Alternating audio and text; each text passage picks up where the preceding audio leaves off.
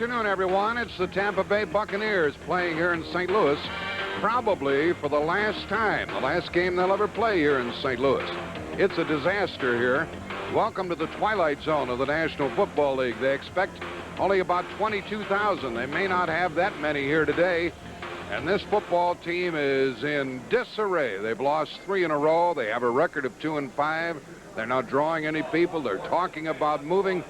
And I have the pleasure of working with Will McDonough today. And, Will, this is really a rather sad sight, isn't it?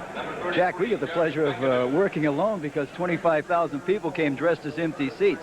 I think Gene Stallings has the toughest coaching job in the league. Imagine trying to coach a team without a home field advantage.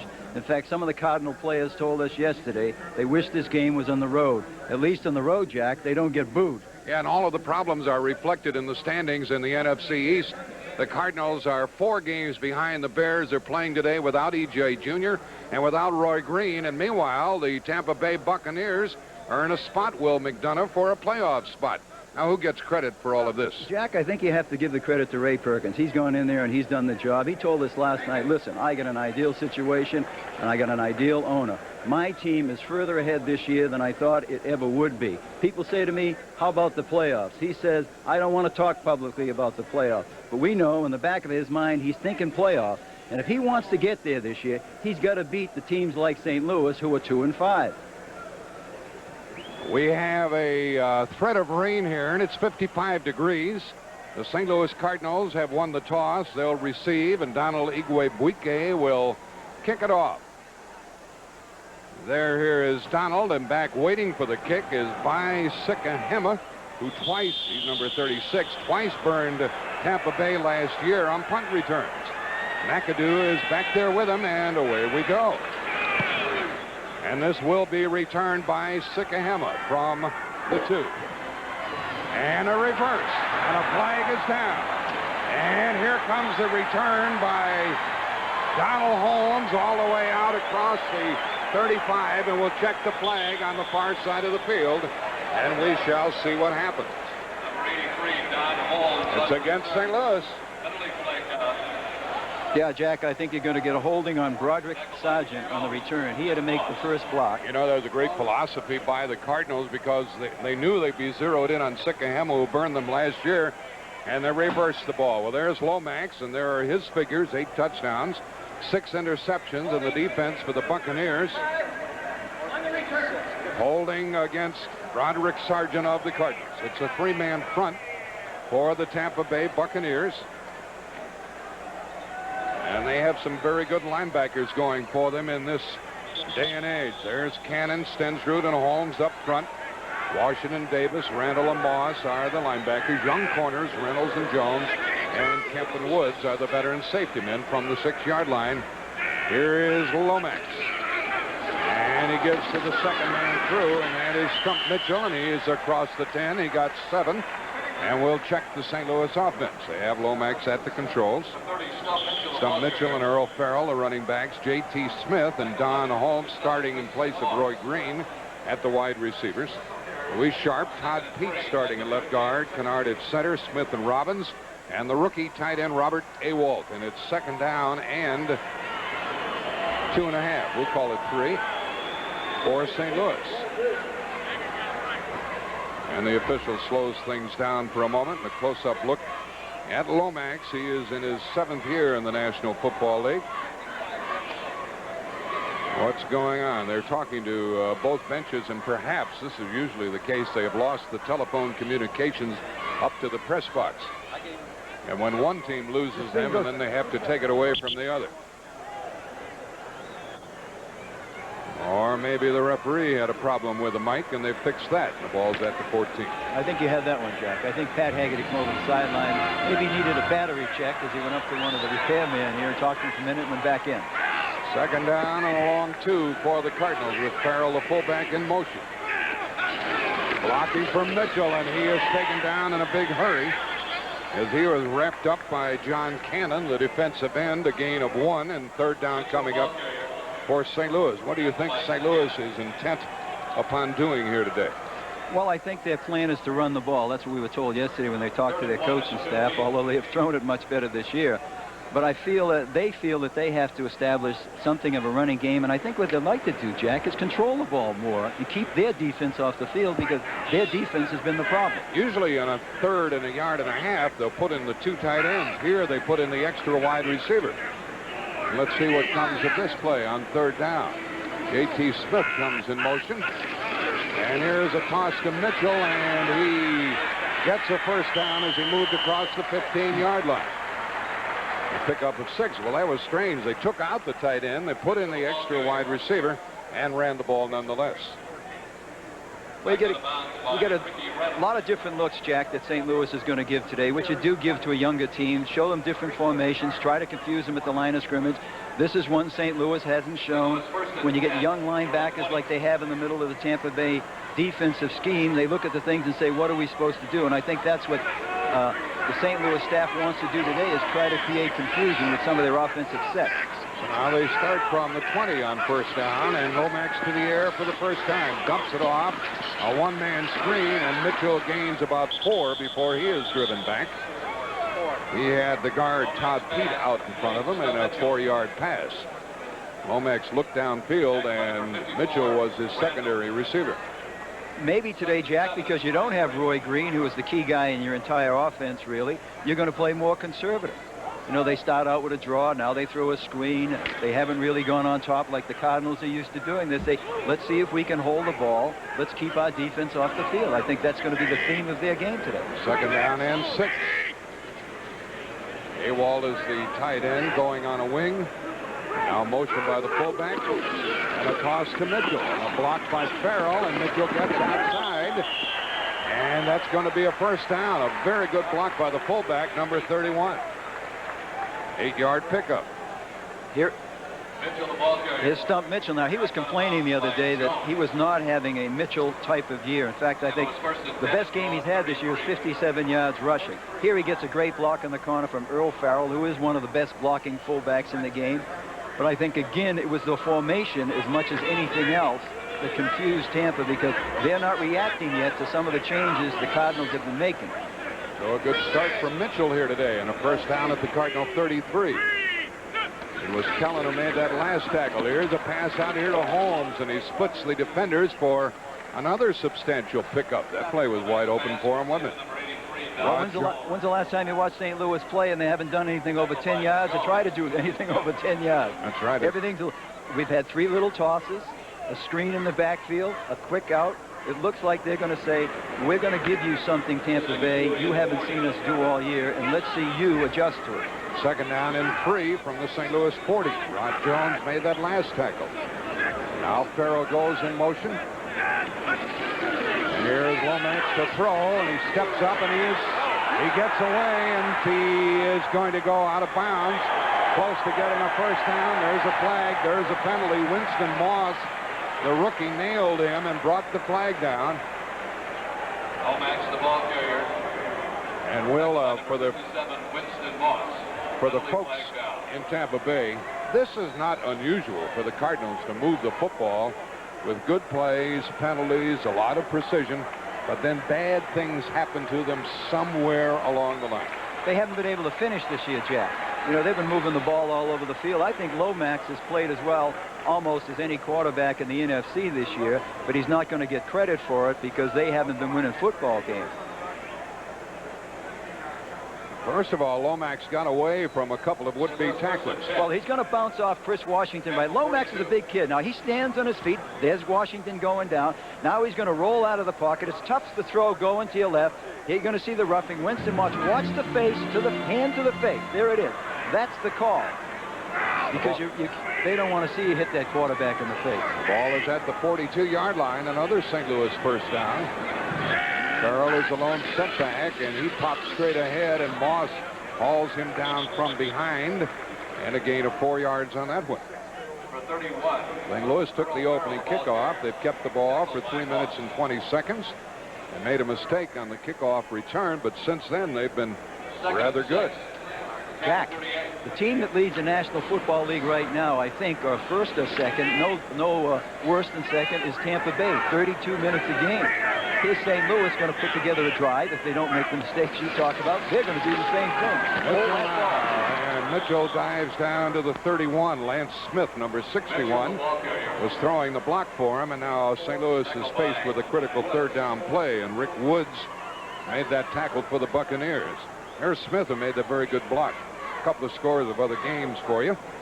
It is the Bears breaking on top for the first time in 2 weeks, and Kansas City at home leading Pittsburgh in the first quarter. That was on a fumbled return that got the points for Kansas City. Extra defensive back is Bobby Futrell for Tampa Bay. Third down and 4. Smith in motion, and the pass outside to Smith. Gets a first down. The tackle was missed back upfield by Futrell, who just come into the game, and that allowed Smith to get the first down. 10-yard gain. This is tough coverage for the nickel back anytime you go to the outside. Now they ran a pickoff over here. There's the end of it right there with J.T. Smith. Now he steps away from the tackle by Futrell, but he loses his balance and goes down, but he still gets enough for the first down. And another first down for the Cardinals at the 25 of Tampa Bay. Haywalt lines up on the right side. He's the tight end. Here's a give to Mitchell. Good blocking out in front, and the Buccaneers closed it down in a big hurry. It looked like with Louis Sharp leading that play, that was going to go someplace. Tampa Bay has to deal with J.T. Smith here today. They'll double team him a lot because Roy Green is out. And he is the leading receiver in the National Football League. And in fact, since '86 and this point in '87, he's caught more than anybody, and not many know about him. Sure, here's a guy that was let go by Kansas City a few years ago, and he's starting to make a mark on his own. More pressure on him today, Jack, because Roy Green's not in the lineup. Here's a draw play to Mitchell, and he is short of the 20-yard line. And this is what usually happens to the Cardinals. They get in close. That was Farrell carrying the ball. They get in close inside the 25 or 20, and they just don't get it done. But what I think is positive today is they have made the one switch where they put Pete in there and took Joe Bostic out at guard. Their offensive line has played very well in this drive. They're knocking Tampa off the ball, and not many teams have done that with Tampa this year. And St. Louis's offensive line as a whole has not played well this year.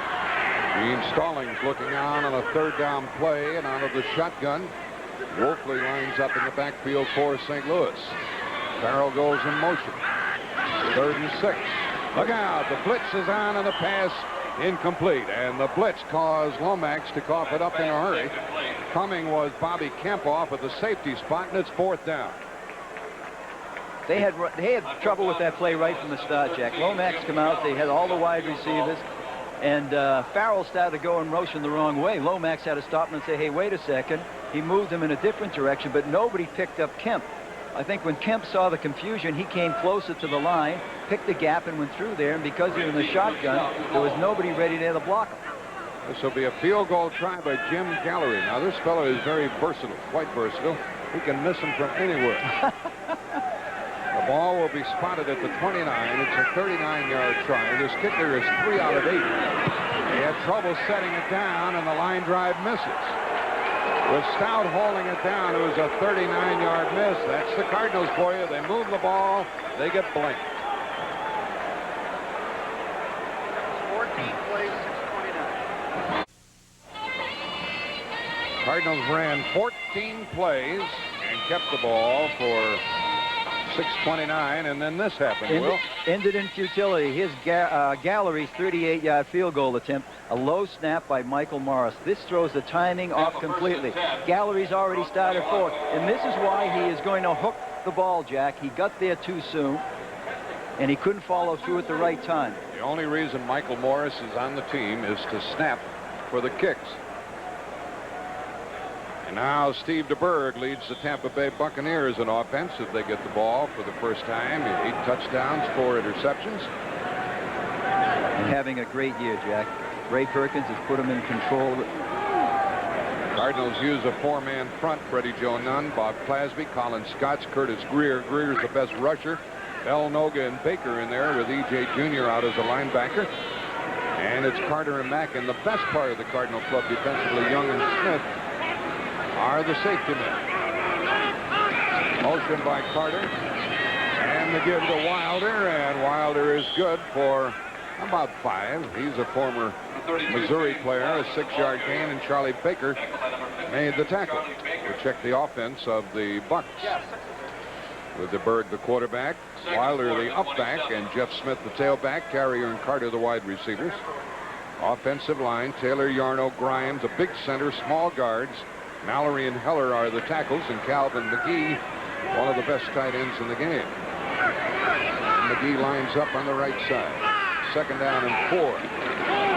Here comes the other back. That's Jeff Smith, and he is stopped cold. Coming up was Anthony Bell, the linebacker, and got help from Carl Carter. And no gain, 3rd and 4. The Bucs started at their own 22, picked up 6 and then none. 3rd and 4 at the 27.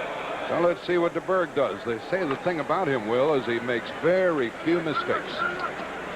And that's more recently than in his past. In his past, he was a guy that was prone to throw an interception. They try to take that away from him this year. The blitz is on. The pass is away. And that's a 1st down to Wilder. A flag is down, however. Wilder caught the ball wide open. And by the way, they're picking on the territory where E.J. Jr. ordinarily plays. That's another flag comes down.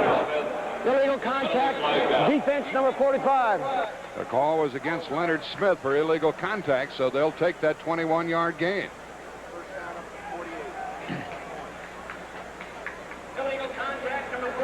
This is the thing that has plagued the St. Louis defense all year. A mental mistake. Nobody covers Wilder coming out of the backfield. Look at that. The linebacker came and probably he should. That's right. He came on the blitz rather than cover. When Wilder saw him coming, he just slipped out, and that was it. They did the same thing at a critical point in the game last week, Jack, that caused them to lose to Philadelphia. A 1st down at their own 48 for the Buccaneers.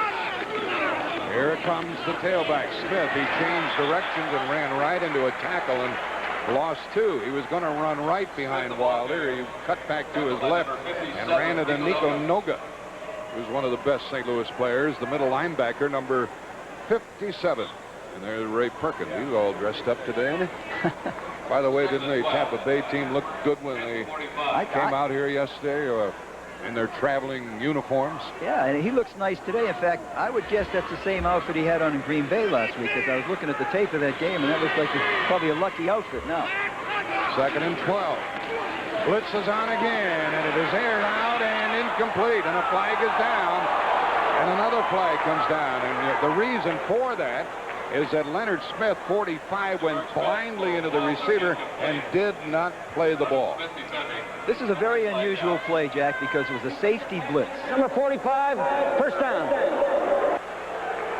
Normally, let's take a look at it now. Normally, a back would pick up the safety man. The safety man's going to be coming late. Watch him come right up the middle in front of DeBerg. Wilder, instead of blocking him, runs by him, goes to where he vacated. Leonard Smith now has to turn around, is out of the play, and hits Wilder before he can catch the ball. And that's why you get the pass interference. And Smith never saw the ball. Here comes Bruce Hill into the game as a wide receiver now for the Bucs. He's a wide receiver along with Mark Carrier. Hill is to the right, Carrier to the left. 1st down. Touchdown pass attempt and incomplete. Now there was a lot of bumping there, but they were playing the ball. Carter going against Bruce Hill. Who did what on that contact down the sideline? Well, his man-to-man, but I really think the ball is underthrown, so you can't penalize Carter. Now, this is supposed to be Carter's weakness. They tell you as a defensive back, he plays things short well, but not deep because he doesn't have good recovery speed. He was beat on the break by the receiver, but the ball was underthrown, and that allowed him to get back into the play. The Bears stay in front of Green Bay 7-0. And Indianapolis jumps ahead of San Diego. Kansas City leads in the 1st quarter over the Steelers. It's still Hill and Carrier, and it's still 2nd and 10. And the pass is overthrown and incomplete. He tried to get it out here to Calvin McGee, and the pass was overthrown. He was covered by Leonard Smith. 3rd and 10. Tampa 3rd and 10 at the St. Louis 43. 3rd and 10 at the St. Louis 43-yard line. 3rd and 10. Bill Freeman checks in as the added wide receiver, number 81. DeBerg out of the shotgun. Grimes the center. Four-man rush. Steps up, and now he's taken down, and that is Curtis Greer with his 6th sack of the year on a third down play. Greer didn't play at all last year. He just blows by Ron Heller here. Heller doesn't think he can upfield as fast. See, now he's got the inside. He'll reach out. There it is from the left of your screen. Now the takedown from behind. But the play was really made by Freddie Joe Nunn, because he's the guy that made DeBerg pull the ball back down, allowing Greer to come in from behind. Here's the punt by Frank Garcia. No pressure, and he hangs it high for Sikahama. Took it on the 20, and he is knocked down at the 23. Not this time, Mr. Sikahama. 6:07 left in the first quarter. That was a 33-yard punt. Tackled by number 52, Scott Bradley. There is a thread of similarity running through the careers of these two head coaches. Bear Bryant's influence is still felt by the men he coached, including the man who succeeded him at Alabama. Anytime you're around somebody that's great and you learn a lot of things from them, such as Coach Bryant, and certainly I learned a lot from him, and I know Gene did too, but I think certain things wear off, kind of wear off through osmosis. Gene Stallings played for Bryant at Texas A&M, and then as an assistant at Alabama, he coached Ray Perkins. He was a good, tough player, and naturally I've been interested in his career. Not least bit interested in him winning. Not the least bit interested in Perkins winning this game, says Stallings, from the Cardinal 23. Mitchell, the setback. He's blocking very well. Fumble the ball. Cardinals got it back after, and it's about a 9-yard gain. Mitchell had a first down. He was whacked by Bobby Kemp, and he coughed up the ball, and the Cardinals were fortunate to get it back. Good blocking at the point of attack. Mitchell cuts it back. Watch the hit now. Popping the ball out. Tampa Bay leads the league in takeaways. And this is an illustration of the way they hit. They practice it every day, Jack. This is one of the things they want to focus on. Mitchell recovers and makes the play. And he picked up 8 yards. Don Holmes and J.T. Smith, the wide receivers, and Mitchell is hauled down from behind. There was a big, strong play by the safety man, Kemp. He was cheating up there, wasn't he? It was the linebacker, Jackie Walker, I think, on that play. You know, both teams are doing the same thing on defense today, Jack. Both of them, almost every play, are shooting a linebacker into the gap. That time it was Walker. You know, a lot of times when you're doing what St. Louis is doing, playing with a single back, you don't have somebody up there to pick up that linebacker, and that's the gamble you take. Third down and 1, 2 tight ends. William Harris checks in for St. Louis.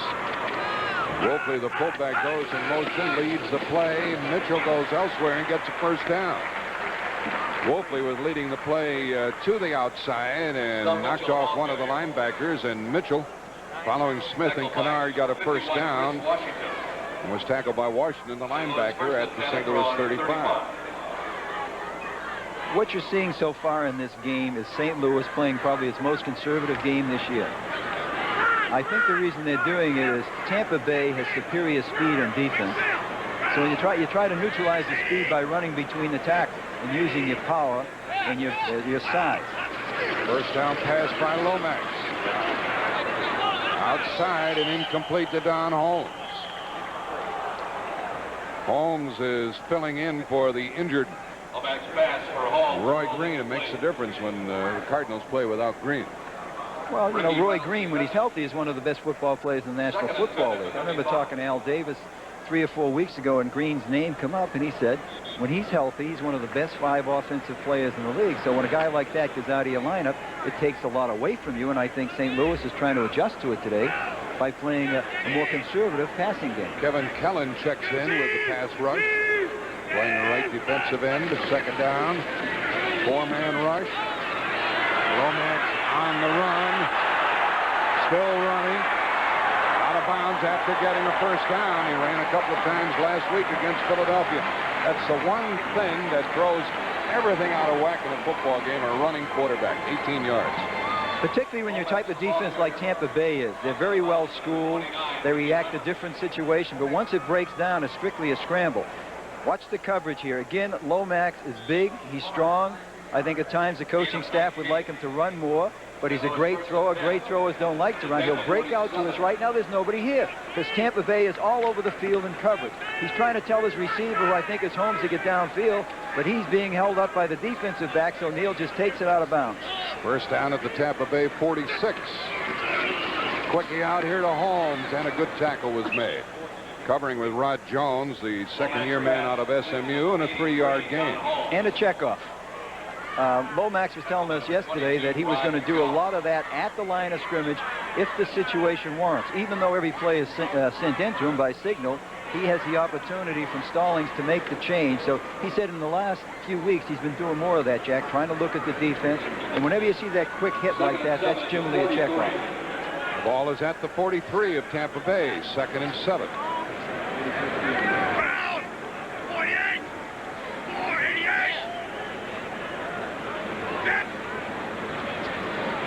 Barrel in motion. And a fake draw and a sack. And a big play was made by Chris Washington as he sacked Neal Lomax. Linebacker came blowing in there. Boy, that's a big, big loss. Well, he's going to try to roll here to the weak side for a minute. It looked like a broken play, but it wasn't. But again, nobody picks up the blitzing linebacker. And Chris Washington is very quick and very strong. He was bootlegging that ball, and he didn't fool Washington, did But he was going to throw it, Jack. He had 2 receivers downfield. It was a zone pass. Only 2 receivers out in the pattern, both on this side of the field. Mike Ruther checks in at the center spot for St. Louis. 3rd down and 19.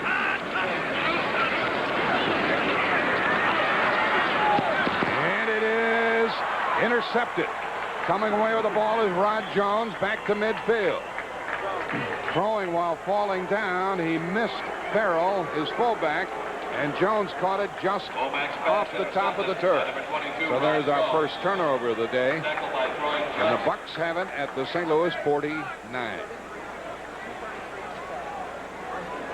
On the way down, he throws the ball, tips off Earl Farrell, number 31, comes over here. There's Rod Jones, does a nice job of catching the ball, come up with a short return.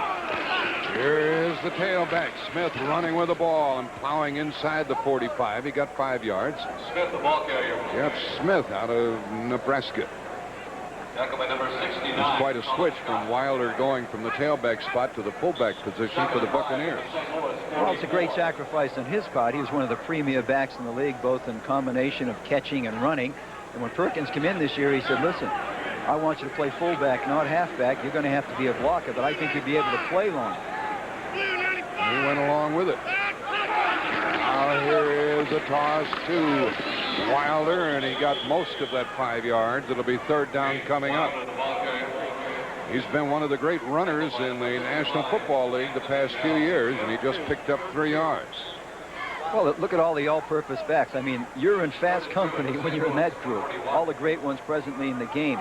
But you do take a lot of hits. Like Ray Perkins said last night, after about 6 years in this league, a back handling the ball that much starts to wear down. And this is what he tried to impress on Wilder. We think we can prolong your career if you now don't have to get as many hits as they had in the past. And with a man in motion, here's Wilder wide open again. Wide open again, and Leonard Smith had to chase him down. And then a flag because of the rough tackle by Leonard Smith. And because excuse me, Jack, because of the frustration. Now, this is what kills St. Louis and drives its coaching staff crazy. You got a rookie. Face mask, 5-yard penalty, tacked on at the end of the run. You've got a rookie line. This Stallings, and I don't blame him. You've got a rookie linebacker in there today, Wayne Davis, because E.J. Jr.'s hurt. Watch Wilder come out of the backfield. Watch 53, Wayne Davis just standing there doing nothing. Watch, you'll see him in your pit. There he is. The chase is on. He ran right by him. Now, out of frustration, Leonard Smith comes all the way across the field. He's going to try to give James Wilder a 1. And watch the second one right there. 2. And there's the flag. Here's the second one. This is all frustration. right? He wants to give him a real good shot right there along with the face mask, and he says, okay, James, watch the left hand. Yeah, there's another one for you. First and goal from the 4 as a result of all that. DeBerg has it. Bounce up in the air, and Clasby almost walked into the ball. Clasby almost walked into the interception as Lonnie Young was on a safety blitz. That was a dangerous throw by DeBerg, wasn't it? It was a dangerous throw, and that's the old Steve DeBerg. That's what you don't want him to do, and you should never do in this situation. Should have just thrown it out of the end zone. There's the tip by Clasby. Now, Freddie Joe Nunn can't get both hands on it. Try to catch it. Well, you need a little stick him there, Jack, or else if he had the gloves on. 1:06 left in the scoreless first quarter. Second and goal for Tampa Bay. Wilder the lone setback. A draw to him. And back near the original line of scrimmage. Third and goal with Noga, the middle linebacker, stopping him after a 1-yard gain. Tackle by number 57, McDonough. Third and goal coming up. And they have the ball right at the 5-yard line. 45 seconds left in the first quarter. No score.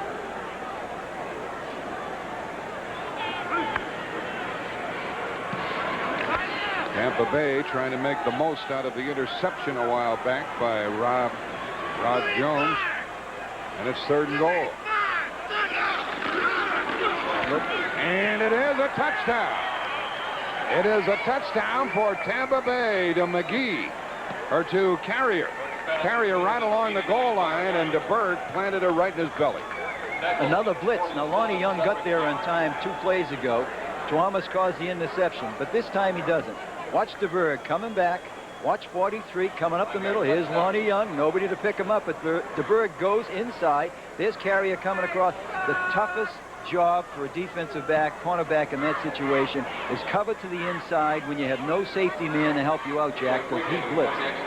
It was Cedric Mack trying to cover a 5-yard touchdown pass to Carrier. The extra point is good, and Tampa Bay jumps out in front with 22 seconds left here in the first quarter.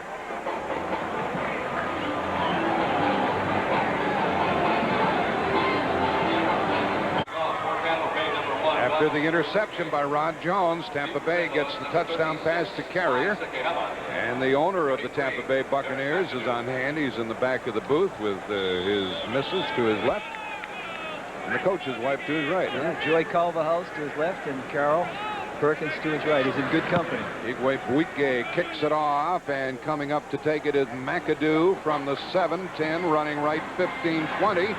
Breaks a tackle and comes out to the 30-yard line. The last scoring drive, that tackle made by Sonny Gordon, by the way, 6 plays, 49 yards, 2:11 after the interception. And that's 12 seconds remaining in the first quarter now. First and 10 at their own 30.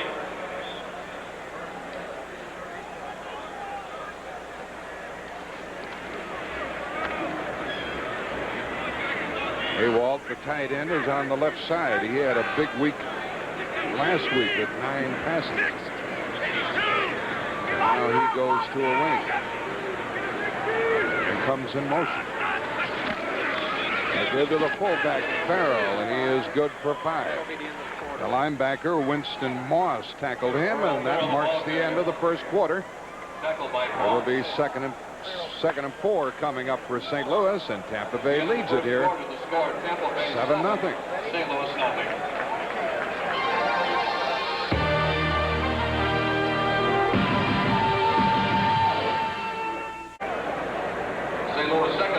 We start the second quarter. The Cardinals have 2nd down and 4 from their own 36-yard line. They've been able to move the ball. They have 7 first downs. Tampa Bay has 4.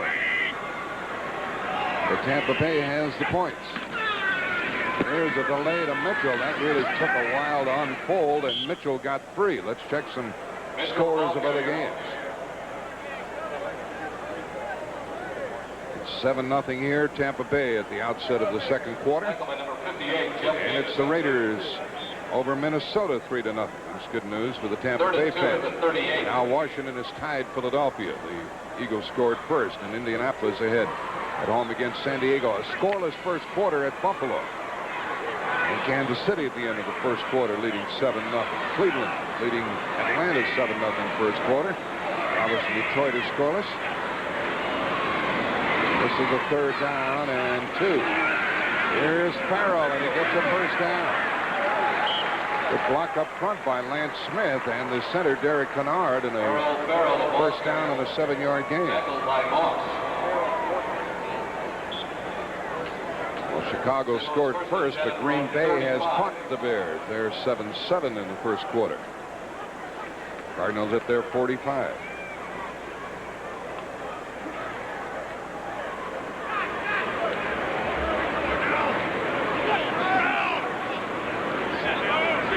Smith to the right side. He gets the most attention of any of the wide receivers.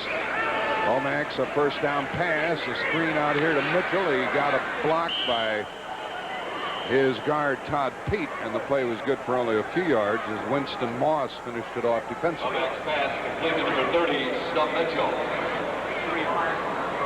With a 3-yard gain. There's a big man. He is 6'2", 294 yards. Todd? Pounds, I mean, 94 pounds. A rookie out of Northern Illinois. I was thinking about yards across the you might have across been, the back. Might have been right the first time. But he's in the lineup today because Bostic, who's been there, hasn't been playing well, and I think he's bigger. And I think that's the reason St. Louis is running the ball more, trying to get in there behind him and trying to get in behind bigger people. 2nd down and 7 for St. Louis. Quick drop and a quick pass to J.T. Smith for a first down, and it was a good thing that Rod Jones made the tackle or he was gone. He was good. I think this is a great read by Lomax because there aren't many times you're going to see one-on-one like it is right there with J.T. Smith. Obviously, he saw something in the defense where he could check off, tell J.T. through an audible, listen, let's run the post inside, I'll go to you, because there was no safety man around. One thing about it, the crowd noise will not keep the wide receivers from hearing it. The first down at the 37 of the Bucs. Big draw to Mitchell and the pass to Ewald. First down inside the 15. That was a heck of a throw by Lomax. Great throw, great play on time. 24 yards. And Bobby Kemp, the tackler.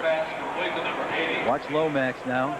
You're going to see Ewald get down, come through the seam. They're playing zone. He gets in between the linebacker and in front of the back. Covers the ball up, even though he's got a broken hand, a broken finger on his hand. He did that during the week. Imagine the guy gets a chance to start, he breaks his finger. Look at the hit that Lomax takes just after he threw the ball as they pulled him down. But well, it's not bad unless you get hit in the head. First down at the 13. Ewald sets up on a wing. Toss to Mitchell. Farrell with a block. Mitchell cuts it back. And Mitchell is down near the 7-yard line. The ball came loose, but it was a 7-yard pickup. Stump Mitchell, the ball carrier. Tootie Robbins made a very good offensive play on the Cardinal line. 6 yards. This is what St. Louis is going to be looking for all day. Tampa Bay has such great speed on defense. You can see every time Mitchell gets the ball, he looks to cut back. That time, the whole defensive front of Tampa Bay overran the ball, so he could cut it back and get more yardage. 2nd down coming up. 2nd and 4. 280! 280! Down, set!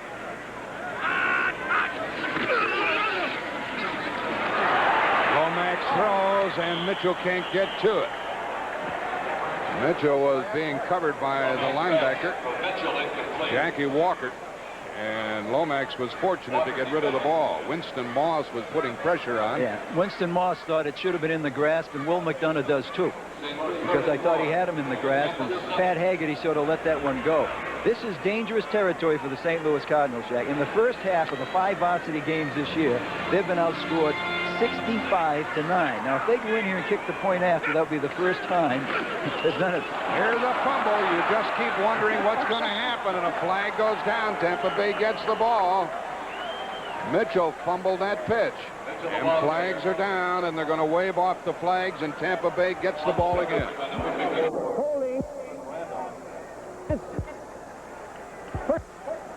or the holding call against St. Louis declined, and the fumble recovered by Tampa Bay. This is getting so bad it's got to be psychological. I mean, how many times are they going to get in there and simply make the mistake? Look at that. He's got his head up, he's bobbling the ball, and he can't get it under control. So with 11 and a half left in the half, Tampa Bay leading, and they have the ball back.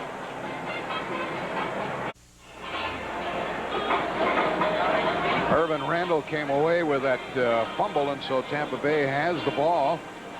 And it's the second turnover by St. Louis. They just keep doing it, one thing after another, Will. Yeah, and Tampa Bay keeps doing it because this is what they have really done this year very well. That's why they lead the league in this department. You know, they hit, they react to the ball. Well, they didn't have to hit that time. Mitchell simply dropped the ball. And they credit the fumble, by the way, to Lomax. The ball is at the Tampa Bay 8-yard line. Trying to punch it out. Oh, what a big hit was made on Jeff Smith by Noga, number 57, the middle linebacker. If they credit that fumble to Lomax, is the scoring that bad here in baseball? I guess that's the way they do it officially, because Mitchell never had possession. It was clearly Mitchell's fault, but it is watch the pitch. Marked against Lomax. It's right in front of him. He's on strike. Right, hit him in the zero. Perfect. I mean, how could you be any better than that? Smith comes out. The extra wide receiver, Steve Holloway, or the extra tight end, Steve Holloway, is in there. 2nd and 11. Here's DeBerg dumping the ball, incomplete. Now, they could have called intentional grounding, but here's the thing about that. The only one who can call intentional grounding is the referee. He was so busy watching DeBerg and the tackle, the near tackle in the end zone, that he couldn't see where he threw the ball. Well, you know what happens if he calls intentional grounding there? It's a safety, 2 points, and they have to kick off. So you're talking about a possible 9-point swing, and I don't think officials want to do that unless they absolutely have to.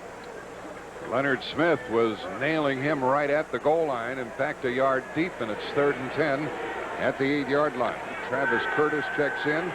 Gregory Johnson defensively for the Cardinals. And DeBerg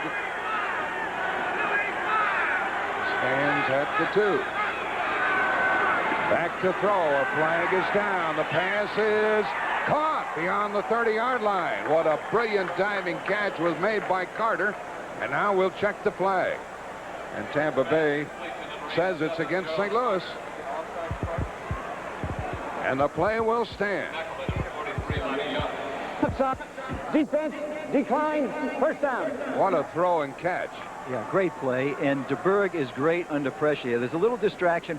Watch the left inside tackle. There's the jump by Bob Clasby. He can't get back. He's still in the neutral zone. That causes the flag. DeBerg hangs in there with people all around him. And a great throw. Lonnie Young can't stay with it. And what a situation to get out of, Jack. And now the tailback takes it across the 35-yard line as Smith comes out to the 36 for 3 yards. And we have 10 minutes remaining in the half. Well, Tampa Bay certainly came away from the shadow of their goal line. 1 minute is almost a safety, and then that great 3rd down pass play. And they picked up 3 more, and here's a toss to the tailback, Smith again. And he is close to first down yardage. And in fact, from here, I'm guessing he does have a first down. Out near the 43 in the tackle of Wayne Davis. So 2 runs by Smith. They're going to measure. They stop the clock with 9:38 remaining in the half. Tampa Bay leading 7-0, and they're on the move. Well, I can't get over that 3rd down pass play by DeBerg. It was brilliant. I think when something like that happens, Jack, when all of a sudden somebody in your defensive team makes a move, everybody has an instinct to stop when they see the flag be thrown. You know, if you're a safety man, you're sitting there and say, oh, no, not again. And then all of a sudden you relax, and the next thing you know, DeBerg's making the play. The pass rush isn't quite as intense, and the coverage isn't as good. First down at the 43 for the Bucs. And it is 7-0 here. Now Green Bay has gone ahead of the Bears in the 2nd quarter, 14-7. Bruce Hill and Mark Carrier are the wide receivers. First down pass play by DeBerg over the middle and incomplete. Nicely timed hit by Mack as he tried to get the ball out to Hill, who was just activated. Remember what Ray Perkins said last night? I think Hill's going to make a couple of good plays for us tomorrow. 2nd and 10, 43. Hill had been out with a bad knee. He's an Arizona State Typical player. Of his team, speed, Jack. When Ray Perkins came in, he looked at the film, he looked at what he had. He worked some of his players out in Tampa Bay, said we need faster people. So that's what they try to do all around the perimeter of their game. Wide receivers, offense, cornerbacks, and defense. Very fast people. Smith in motion. Pass play to DeBerg. And incomplete. Here come the flags. Here come the flags over the top and on the back, and another call against St. Louis as Carrier was the intended receiver. Penalty flags down. Defensive pass interference, number 47, first down. That was Cedric Mack right over the top of it. Cedric Mack thinks he can run a pick here. Watch the receiver. Carrier looking to the inside. Cedric Mack stops. Watch this. Said, hey, boom. You can't do that. You got to let the guy run his pass route. You can't step in and just pick him off. Ball is that results in the interference. at the St. Louis 42 and a first down. So a combination of things has moved the Bucks down to the 43 of St. Louis. Here is a delay, and Wilder is hit by Noga. What a big hit. Oh, that Noga's some character. He played in Hawaii. He's out of American Samoa, and he is tough. Look at the puss on that guy. I mean, he's a tough-looking dude. I tell you, you wouldn't want to meet him down the street, would you? If he was collecting the rent, I'd pay in advance. In a hurry. Cash. No check. He's a mean dude, I tell you. He used to be a nose guard. And he's not the best linebacker in the league, but he can hit you. Inspirational type of player with hits like that, but one of the problems with St. Louis is that their three linebackers put together, Jack, only have 7 years experience, but they can hit and run, but to try to think and cover is another thing. Second down and 9, and the pass play by DeBerg. Down the middle. And it is caught. Boy, they hang on to the ball, and that was Hill, and that's a first down. Well, his coach said, I think Hill is going to make some plays for us. 16 yards. 41, Carl Carter. Carter was covering. DeBerg takes his drop. He sends Carter down the middle, and there's on a crossing pattern. You know, for a while, he had a better shot going deep down the middle, Jack, but that's obviously where he wanted to go, is come across this hill. Now a toss to the tailback, and Smith picks his way, and there goes a flag. I would suspect that's a holding call. I would suspect that's a holding call against Tampa Bay. Tackle by Pleasant. Penalty flag down. The carry was down to the 24-yard line of St. Louis, but now holding will bring that ball back.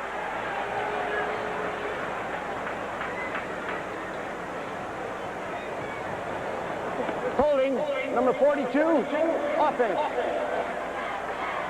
That was against Bartolo. And now let's go to Brent Musburger in New York for an update. Well, Jack, the Bears are going to have to come from behind again. Brent Fullwood runs it in from 2 yards away, and the Packers lead the Bears 14-7 in the second quarter. Let's go back to Jack. Well, the folks in Tampa Bay wouldn't mind if Green Bay won that game. It's first and 20 now at the 36 of the Cardinals. Smith in motion. And another flag goes down. We might have another holding call as the umpire threw the flag. Wayne Davis, the linebacker, was on a blitz. Holding, and that'll make it first and 30.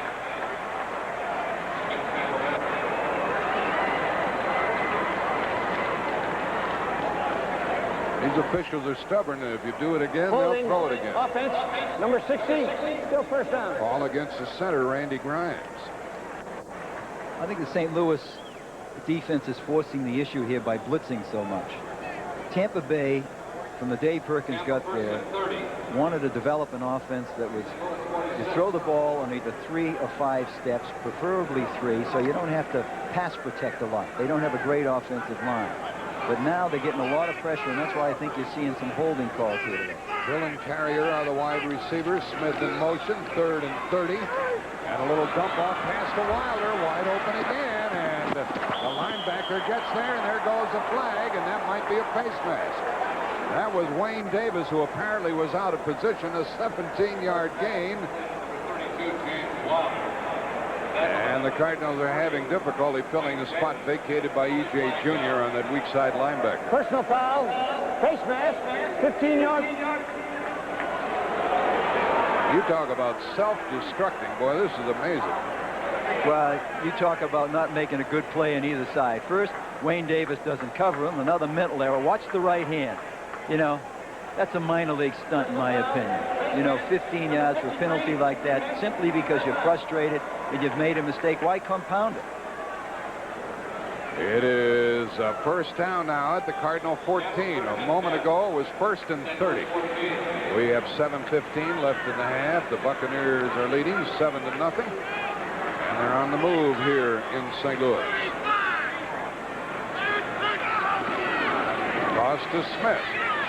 Makes his cut. All down from behind by Freddie Joe Nunn, and Sadler was in on the play. Jeff Smith, the ball carrier. Sadler, number 72. Number 72, Rod Sadler. 7 minutes left in the half. That was a 5-yard gain. The ball at the Cardinal 9. They're inviting Tampa Bay to win this game, aren't they? Critical errors again. You know, the turnover resulted in Tampa Bay's first score. Now this penalty, they had them backed up. The penalty gives them the first down. They're knocking at the door again. There's a second down call by DeBerg. Hands it off to his tailback, Jeff Smith. And he's down near the 5, and it's 3rd and 1 coming up. Jeff Smith, the ball carrier. Randy Grimes, who was called earlier for holding, did a very good job in the blocking department that time. They took it straight ahead. You know, Perkins really was concerned about playing St. Louis because St. Louis plays 4 down linemen, and he doesn't have big guards. So the St. Louis tackles were bigger, and he thought it was tough to run up the middle. 3rd and 1, and Smith gets the first down as he went over the top. Running back out of Nebraska. Went up over the top, and it's going to be 1st and goal as he got 2. Tampa 1st and goal. There's Mike Shula along the sideline, and they're happy to have him as one of their 3 quarterbacks. Got the profile of the old man, hasn't he? And then Vinny Testaverde is to the right of Mike Shula. There's a first down play and another big hit by Noga. Noga Noogie. They better stay away from him. Who was that? Smith, the ball carrier. Noga has great timing. He is a knack, Jack. You know, some guys really can hit you with a pop. Some guys just want to tackle you, but Noga likes to sting you. Watch, head on, bing, right there.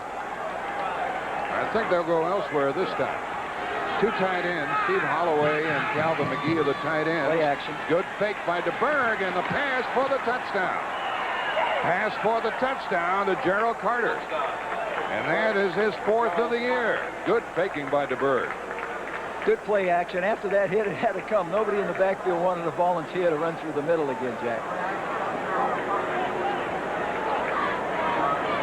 Carter does the honors. Nice fake here by DeBerg. Sticks it in, hides it on the hip, reads it. There's Carter. Watch the hit right there after the play. St. Louis has made better hits after the play, Jack, than they have during them. And Igwe Buike was missed 2 extra point tries. Knocks this one through to make it 14-0. We have 5:10 remaining in the half. And that was quite a drive, starting at their own 6-yard line by the Buccaneers.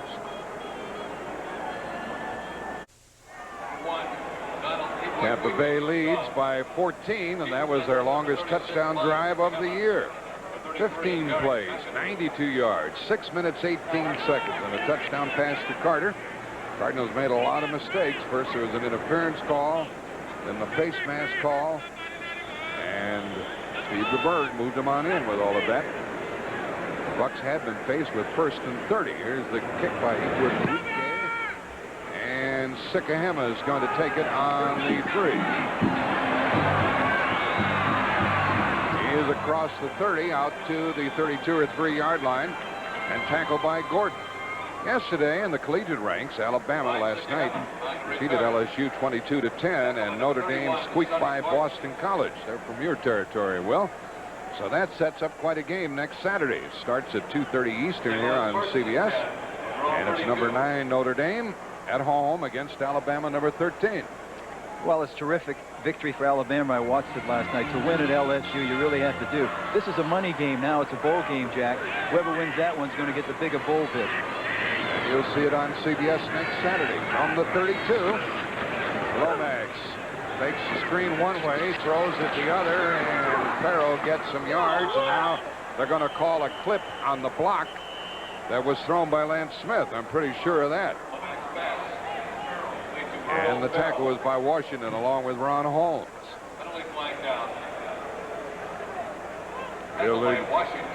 They'll now be saying illegal block in the back. Stops the clock with 4:53 left in the half.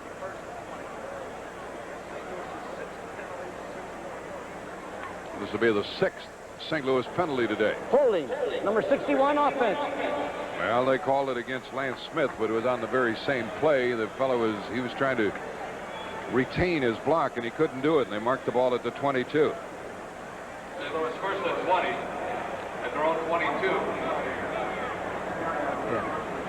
Chris Washington makes a great play here. Watch him play off the block, okay? Now Farrell's going to come inside and whoops. They don't miss much. Step over toe hold. It is 1st and 20 at the 22. And Lomax dumps it off short to Mitchell. And he is back near the original line of scrimmage, and a big hit was made there. That was an 11-yard gain. Tackle by Jeff Davis, the inside linebacker. Here's what's happening elsewhere in some of the other games. Green Bay has the lead in the 2nd quarter at home against the Bears. And Minnesota grabs the lead. After Jeff Davis made that tackle, the bell started ringing and he took himself out of the game. That was a violent collision. It is 2nd down and 9 for the Cardinals. Lomax outside, and he overthrew Mitchell. I kind of think he threw that one away as Chris Washington was right on his tail. Here are a couple of more scores. 2nd quarter, Steelers and Kansas City tied. And Cleveland stretching it out against Atlanta 14-0 in the 2nd quarter. 3rd and 9.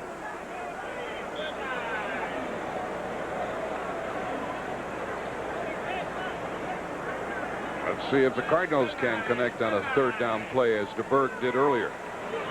Bobby Futrell is in as the extra back for the Bucs.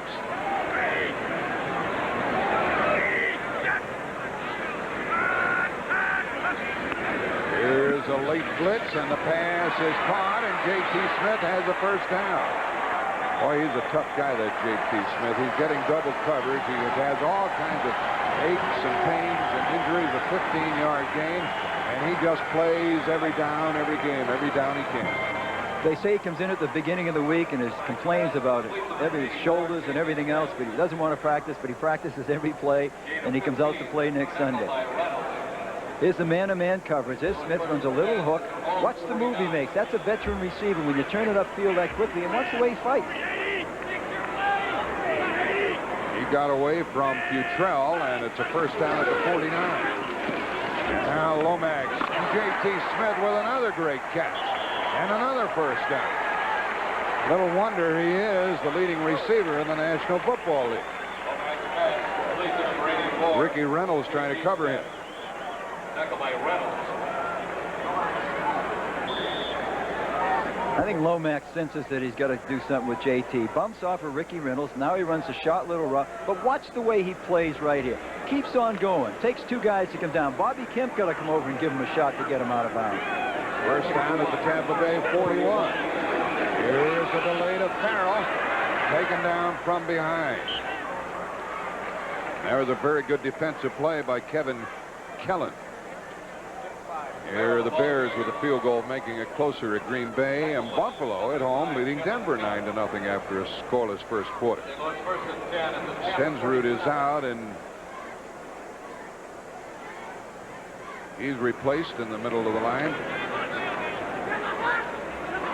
Marcilio. 1st down and 10 for the Cardinals. 2.5 left in the half. Extra wide receiver in there for the Cardinals.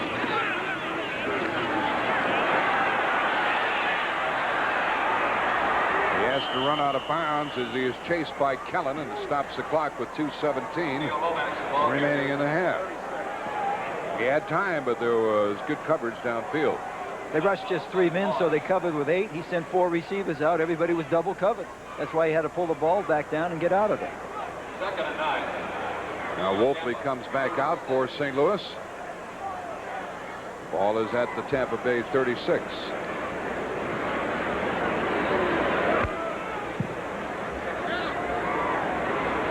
Bay has had big leads the last couple of weeks, and they have a 14-0 lead today, and they've made those dangerous games, one of which they won, one of which they lost. The blitz is on. The pass is thrown. It's caught by the tight end, Ewald. He avoids tackles and gets a first down. You're looking at the number 3 draft choice of the Cardinals this year, Robert Ewald. 18 yards. Great job of picking up the blitz by St. Louis here. Lomax has time. They run a little pickoff over here. Here's Ewald going to the outside. Whoops. Ricky Woods, you don't do that. You better take on a big guy high. Now he sidesteps with Futrell. He's back upfield. Here comes help. We've seen Futrell miss some tackles today, haven't we? Ball at the 18, a first down. 2:09 left in the half. The drive by the Cardinals makes you wonder what they'll do wrong.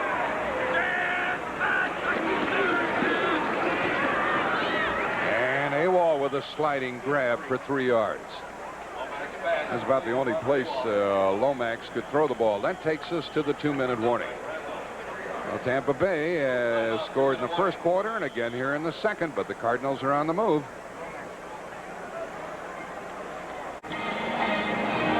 Well, Gene Stallings finds his club trailing 14-0, and sometimes they're capable of opening it up, Will. Well, it's not unusual for this team. I think they play better once they get behind 14-0 because they forget about the run. This team throws the ball as good as almost any team in the league, and I think they're a better team like they are on this drive when they simply throw it. Second down and 7. Tampa Bay shows the blitz. Long snap count. The draw play to Mitchell, and he is to the 10-yard line. That's going to make it 3rd and 2. St. Louis has 210 yards of total offense and no points. That's the way they played the first halves this year in the varsity games. Like we said, right now they're being outscored 72-9 in the first half this season when the regulars have been on the field. And it isn't because they haven't moved the ball. Here they got 200-something yards and they haven't scored. 3rd and 2 at the 10. And the running play gives them a first down as Wolfley, the fullback, carried the ball for one of the few times. And the Cardinals call a timeout. And Ewald, their tight end, comes out with an apparent injury. Well, they've already lost a couple of tight ends this year.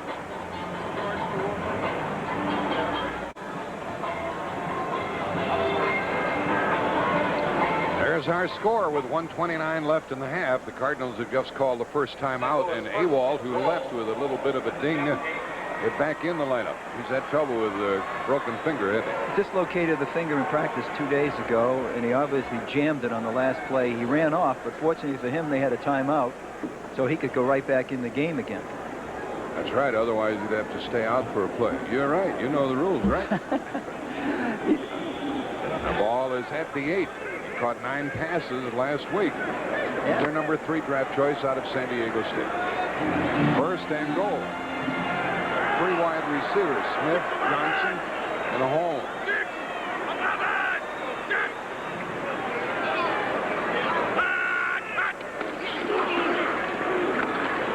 That was good to Holmes, but only for 3 yards to the 5-yard line. Second and goal. Clock continues to run. Now the Cardinals call another timeout, stopping it with 1:01 left in the half. Now they want to save this last timeout if they have to get the field goal unit on the team. Second and goal from the 5.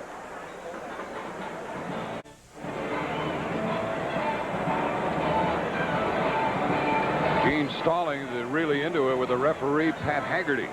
Yeah, he's saying, hey, why do we have to take the timeout there, Pat? There was obviously some confusion at the line of scrimmage, and he doesn't want to give up a timeout right here. You know, you're still over a minute. You want to keep that timeout. They wanted to keep the clock going. Yeah, in case you have to use it for a field goal, Jack, you want to keep at least 1, but you'd rather have 2. And that was a strange play, the last one. Why would you throw a quick out when you're down that close to the end zone? You know the cornerback isn't going to back off because he doesn't have that far to back off. So it looked like that whole play they just had was typical of a Cardinal play this year down there. You get a sense of impending doom every time they get inside that 20. Every time they get going good, you say, I wonder what'll happen. Well, Murphy's Law is going to come up. You know that. At halftime, Brent and Herb will have scores and highlights from around the league, and we have some surprising scores, and also a look at the luxury skyboxes around the NFL stadiums. That's all coming up at halftime here on CBS. 2nd and goal from the 5 for the Cardinals. 1:01 left in the half, and St. Louis has 1 timeout remaining. Tampa Bay still has 3, but Tampa Bay's main concern is maintaining that 14-point advantage. The Cardinals have already missed a 38-yard field goal. That was in the first quarter. Speaking of luxury boxes, there's one at the top of the arch. Yeah, that's my downtown apartment. Yes, it's a great view, too. 640 feet high. You know, I did a broadcast from up there the day they finished it off, Will, and I climbed the outside ladder. That's quite a hike up. That doesn't say a lot for you if you're willing to do that.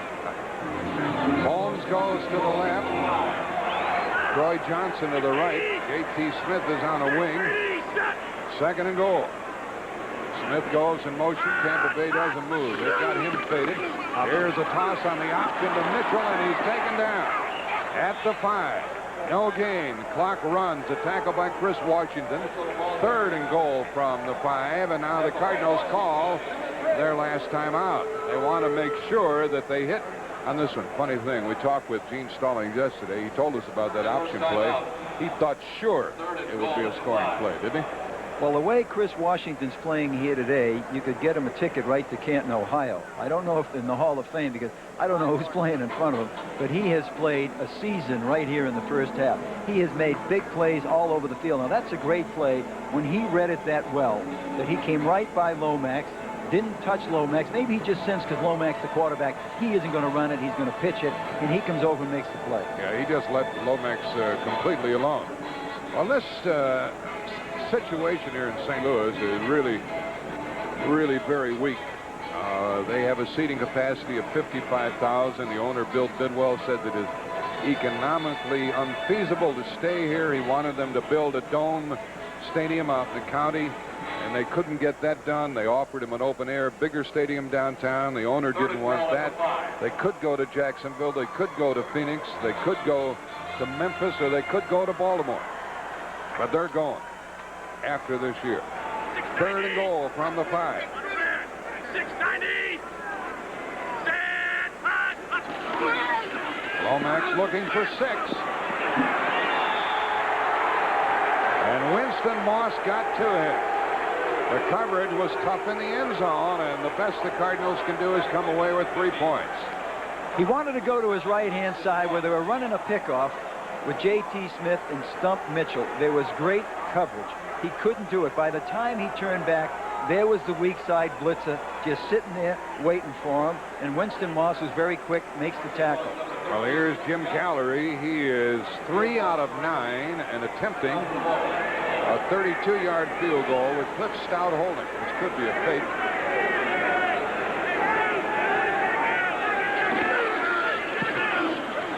And it is good. The Cardinals are on the board, and the fans, the few who are here, cheer the effort. It's 14-3 with 20 seconds remaining. That 3rd down play was critical. The Cardinals called timeout to set it up, but it didn't work. Watch Lomax. Look to the right. Okay, see JT take the guy inside. Now Stump cover to the outside. But there's great coverage. There's Moss, weak side. Nobody picks him up. Nobody over there to pick him up. When we talked to Lomax yesterday, he said the toughest thing about the Tampa defense is in 3rd and certain passing situation, their cornerbacks are so quick, they just jump on those receivers, and they don't give you anything. And that's a perfect illustration right there. You know, you're a quick cornerback, Jack. You know the guy can't run through the back of the end zone, so you just jump on him. And they ran a very poor pickoff. They weren't close enough to one another to pick somebody off. They really shadow him. They stay right on top of him. Very tough coverage. Well, that was 14 plays for St. Louis. 14 plays. 54 yards, 4 minutes and 50 seconds, and a 31-yard field goal by Jim Gallery. And Stallings is still belaboring the officials here. Graham Musburger and Herb Cross standing by at halftime with that skybox feature, but more importantly, the scores and highlights of other games. Here is Gallery kicking off. A line drive kick. And it is taken by Futrell on the 5, and it is knocked down after he crossed the 10-yard line by Wolfley. Wolfley made the Pro Bowl last year as a special teams player, number 24. He is tough. He's so good, the Cardinals would like to try to find some place for him to start. But there isn't that place available. They even thought about him as a tight end. You know, they brought him in the spring, and they say, we'd like to line you up at tight end. He said, why? Are you disappointed in me? He said, I'm only 5'11". Tight ends aren't 5'11". They're 6'5". They said, maybe you can play and start as a tight end. You just really don't have the speed now to do it as a running back. Tampa Bay is going to do nothing but let the clock run down. St. Louis has no timeouts, and 14-3 will be our halftime score. Now, Tampa Bay will receive the second half kickoff.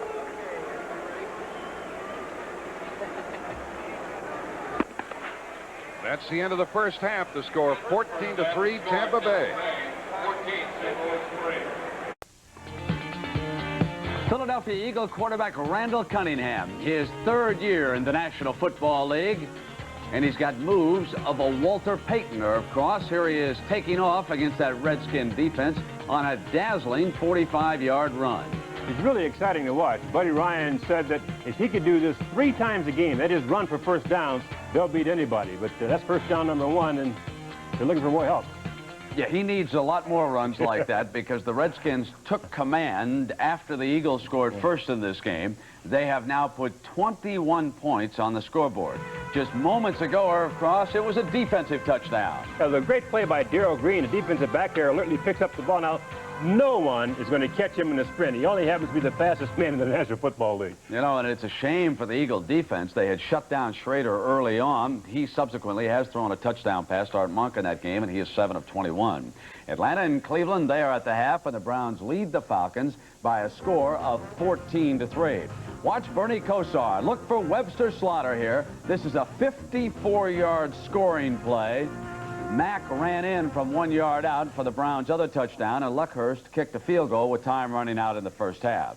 Pittsburgh and Kansas City, the Chiefs are trying to snap the longest losing streak in the league at 6 in a row now. Tampa Bay and St. Louis, and the Buccaneers doing a good job for Ray Perkins. 14-3, Bucks over the Cardinals. Denver and Buffalo, there's a touchdown pass by Jim Kelly and a safety off a block punt.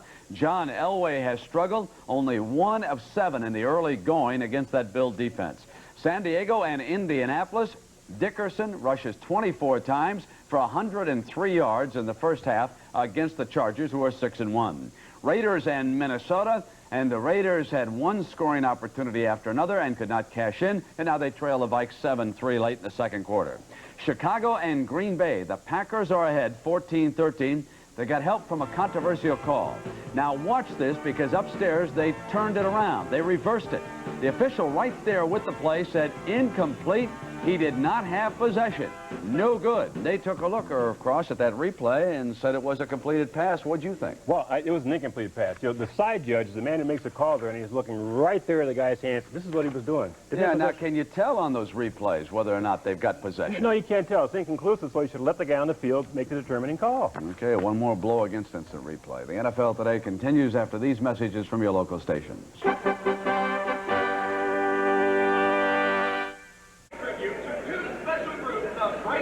The Southern Illinois Marching Band on the field, finishing up. The Tampa Bay Buccaneers were ahead 14-0, and they lead 14-3 here at the half. And it's been the usual thing for the Buccaneers, hanging onto the ball, avoiding turnovers, and taking advantage of the other team's mistakes. If anything has happened in the first half, Jack, this game has gone to form. You know, Tampa Bay not making the mistakes, St. Louis making almost all of the mistakes. Let's look at some stats pertinent to the game.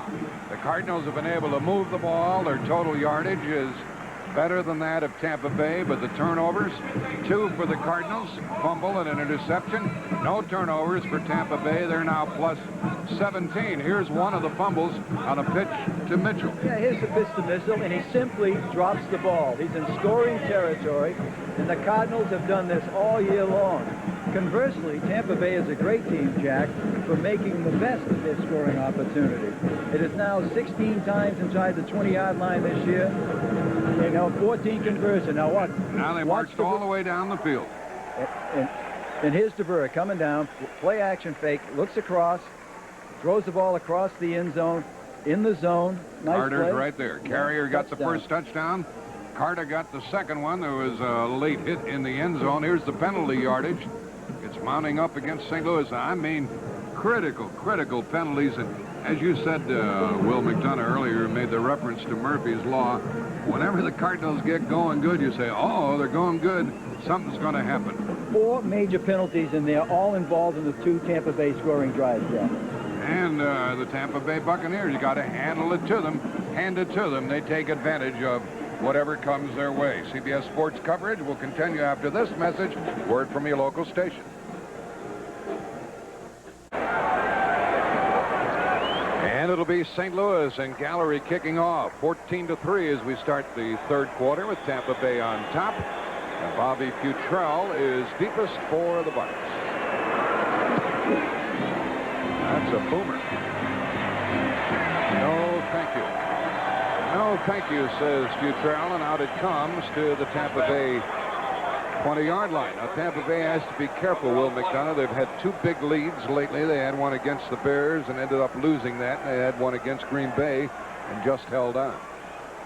Yeah, they don't want to make a mistake in this end of the field because, you know, the Cardinals have played better ball all year long in the second half. When they seem to be desperate, that's when they play their best. And they played well even without Roy Green, and they are without him today. So it behooves Tampa Bay to move the ball. They start with Wilder, the fullback, carrying the ball. And what a big run that was. He ran right by about 4 different people. And Wilder popped in there for 8 yards. Wilder, the ball carrier. Tackled by number 53, Wayne Davis. They just don't make mistakes. We're talking to Ray Perkins about the drills that they go through, the fumble drills and so forth. He said he never mentions the word fumble or never mentions interceptions to DeBerg. They just keep doing things right, but now they've lost a player. That's Rob Taylor, tackle going off. I think what's going to happen here, Jack, is that Tampa Bay, which has been the best team in the league for controlling the ball, averaging 32 minutes a game, only had it for 11 minutes in the first half. St. Louis had it for 18. So I think with a 14-3 lead, you might see Perkins come out here, take this first drive, and tell his team, hold the ball as long as you can. Let's see if we can run it down the field and knock it in on the ground, take some time off the clock. That's what I think their approach will be, and J.D. Marlavelle goes in at the left tackle spot. 2nd down and 2. And the pass is incomplete and off the hands of Gerald Carter. It was a catchable ball covered by Carl Carter. That was quite a call by the Bucs on 2nd and 2. They're going for the biggie. Well, it started out, I think he was going to go to Calvin McGee, their tight end, who's usually their best receiver, and they call one of the key guys in their offense. Now, he was shut out in the first half. The first step back, DeBerg looked to his right. He looked at McGee, but they had him picked up right off the line of scrimmage, so he had to look someplace else, and that's when he looked at Carter. And that makes it 3rd and 2. With Smith and Wilder. Smith in motion. DeBerg to the air, and there he is. There's McGee on 3rd down. A one-handed grab. He pulled it in. 1st down. He had double coverage, too. The 2 safety men were both on him. Lonnie, Smith and Young were both there. This is what you call forcing a pass. There's no way this ball should have been thrown to McGee in this area. Look, there's Young. Watch Smith. He'll appear. There he is, inside, outside, and he just makes a great play. 1st down at their own 38 for Tampa Bay. Here's Wilder. And he is wrestled down by Anthony Bell and Noga, but another big gain on 1st down, 7 yards. Tackled by Bell. One thing that Don Perkins said about his team that he would like to have that he doesn't have is bigger guards. He has Yarno and Mallory. They each weigh in the 265 range. He said they're really not that great for moving that running game. But they're doing all right today. Wilder again. And very close to a 1st down. Don Perkins is a running back I used to work with out of Dallas. This is Ray Perkins, right? Well, John Perkins wasn't a bad football player either. But you're right, the matchup he wanted to try to avoid and doesn't like to get in because his guards are small. and they could be overpowered by big people. That's one of the reasons he wants to have the rhythm passing offense, because his small guards really couldn't handle big people on a pass rush down after down, get rid of the ball quick. But when you do that, it's tough to run the ball inside. 3rd down and 1 with 2 tight ends, McGee and Holloway, and a quick snap. And a stout defense. What kind of forward progress are they going to give him? I think they are going to give him. Well, if they give him what he got, he's got a 1st down. That's what I was about to say, but then the official.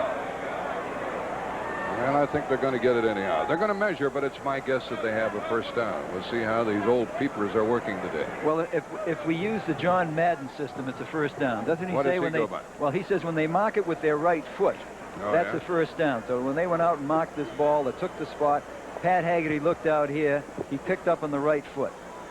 I'm guessing yes, and it is a 1st down at the 49. St. Louis up in the line of scrimmage. You know, it's a basic play. We're going to run right at the middle. The defense collapsed. There's Wilder leading the play, just trying to jam it up. Smith takes off. He gets enough penetration in the eyes of the officials to make the 1st down. At the 49-yard line, Harder and Carrier are the wide receivers, both to the right side. He's on the left side. Here comes the tailback, Smith, and despite the coverage, he got 5. And Anthony Bell finished off the play. Well, Tampa Bay took the 2nd half kickoff. They've kept the ball for more than 3 minutes. 2nd and 5 at the St. I Louis. think Steve DeBerg's going to fight a great temptation here. St. Louis, the sense is what we do.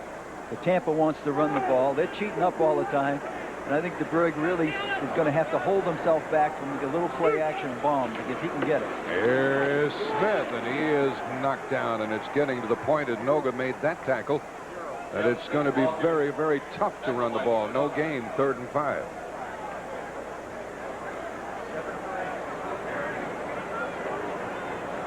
Perkins told us last night he was going to try to run it, even though they don't run it that well. But he just thought that this is what they would like to do today, to try to hold the ball as long as they can, because St. Louis can score points. Next game for the Bucs will be at Minnesota. We'll check on the Minnesota score as we go along here. 3rd down, 5, and they've been great on 3rd down. And this one is going to be a 1st down to Wilder. This time he was on the strong side, caught the ball, and that's another 1st down. Leonard Smith gets up howling at the official. That was a 10-yard pickup. And they can't cover Wilder coming out of the backfield, and he doesn't miss. And again, it's a mental error on the part of the St. Louis defense, but you have 2 veteran players who've been around, DeBerg and Wilder. Watch, safety blitz can't get there with Lonnie Young. Here's the throw, nobody out there. Where's your linebacker? Leonard Smith is going to come over after the play and start yelling at the official that he got picked off. And here's Stalling saying, hey, that was a pickoff. 1st down at the 36-yard line. DeBerg with a 1st down pass. Long down the middle, and it is incomplete and almost picked off by Cedric Mack, number 47. Trying to get it downfield to Mark Carrier, who had a touchdown earlier this game. What's doing elsewhere? 10:45 left in the 3rd quarter here. 2nd and 10 at 36. And it's Green Bay hanging on in the 2nd quarter, 21-13, and Minnesota at the half leading the Raiders by 3. Washington in a tight game in the 3rd quarter, and Indianapolis handling San Diego. And Buffalo blanking Denver at Buffalo in the 2nd quarter. 2nd and 10 here. DeBerg on a draw to Wilder, and he wrestles his way down for 3 or 4. Noga, the tackler, a 2-yard gain. Kansas City leading by 3 in the 3rd quarter at home against the Steelers. Cleveland comfortable in the 3rd quarter, 21-3 over Atlanta. Wilder has caught 4 passes for 80 yards, and DeBerg's figures are getting up there in very respectable territory. 9 out of 16, 140 yards, none intercepted.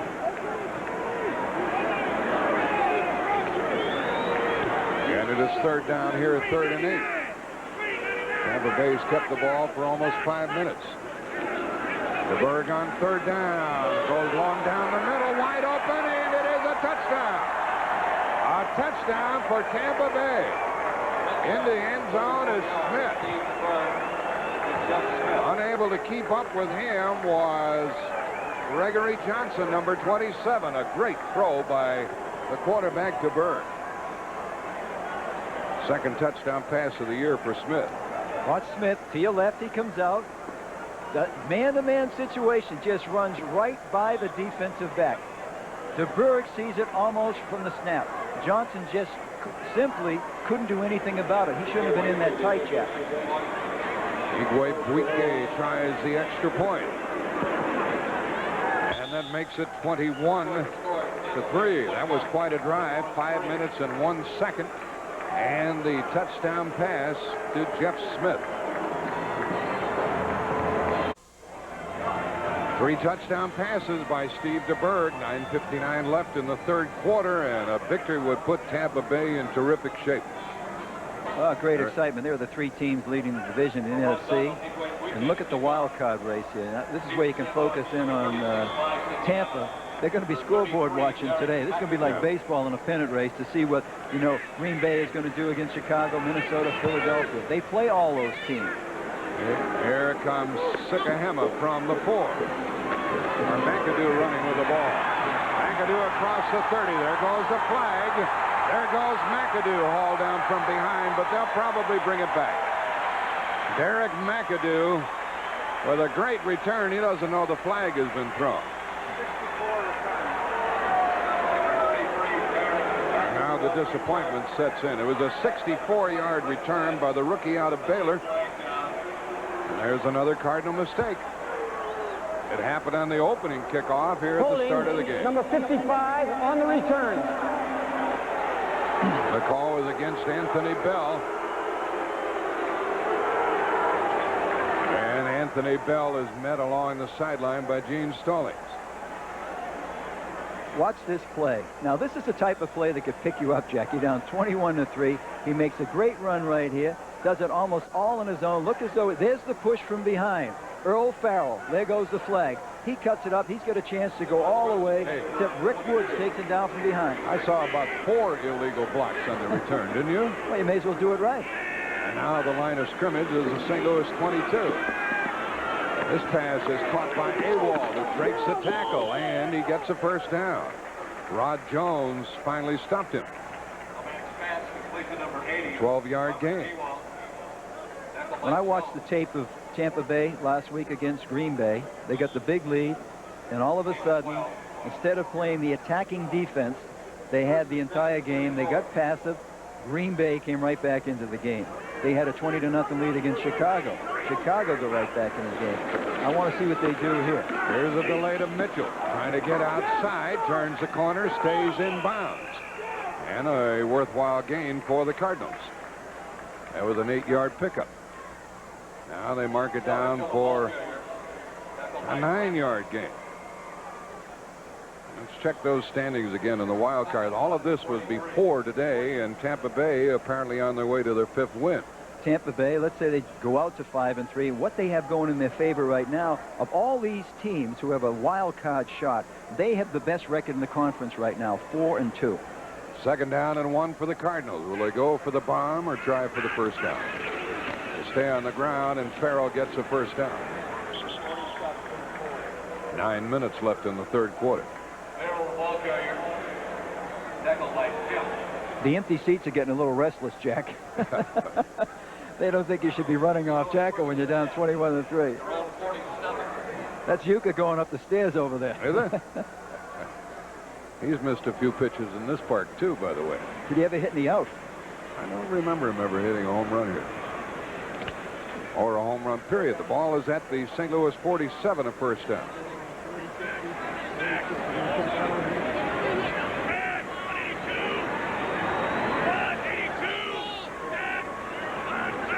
There's contact. It's going to cost somebody 5. That was John Cannon coming across. Encroachment, number 78, defense. Not many mistakes by Tampa Bay today. He just started to tilt, and he couldn't stop. Well, this is not even a good offside. I mean, do it with a little feeling. See, he's sort of pussyfooting around in there. Nobody saw him. He didn't really mean it. I mean, go in and whack the quarterback or something. You know, he's saying, excuse me. Ball is put down at the Tampa Bay 48. There are the penalties. 7 St. Louis, 4 for the visitors.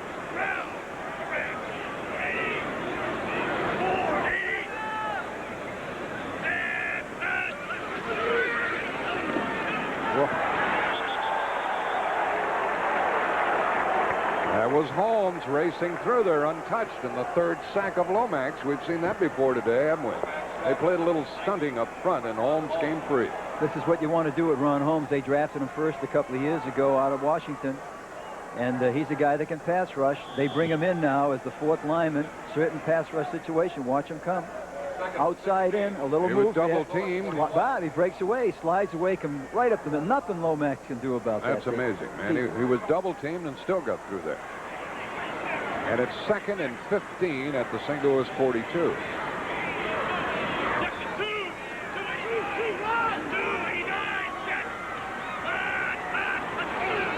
Now the blitz. And he airs it out for J.T.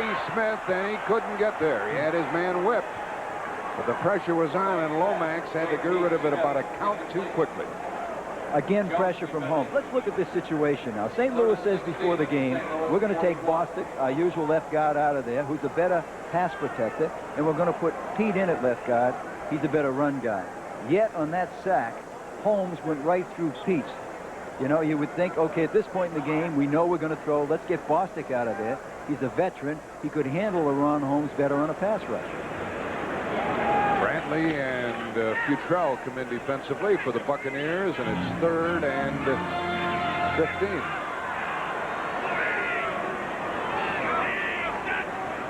The wide receiver, Holmes, Johnson, and Smith. Lomax throws incomplete at the feet of J.T. Smith. And it's time for the Cardinals to punt. Pressure by Winston Moss again. Well, I don't see anything here in the third quarter that indicates that this game is going to turn around. Do you? What I think we're seeing here in the third quarter indicates the importance of Roy Green.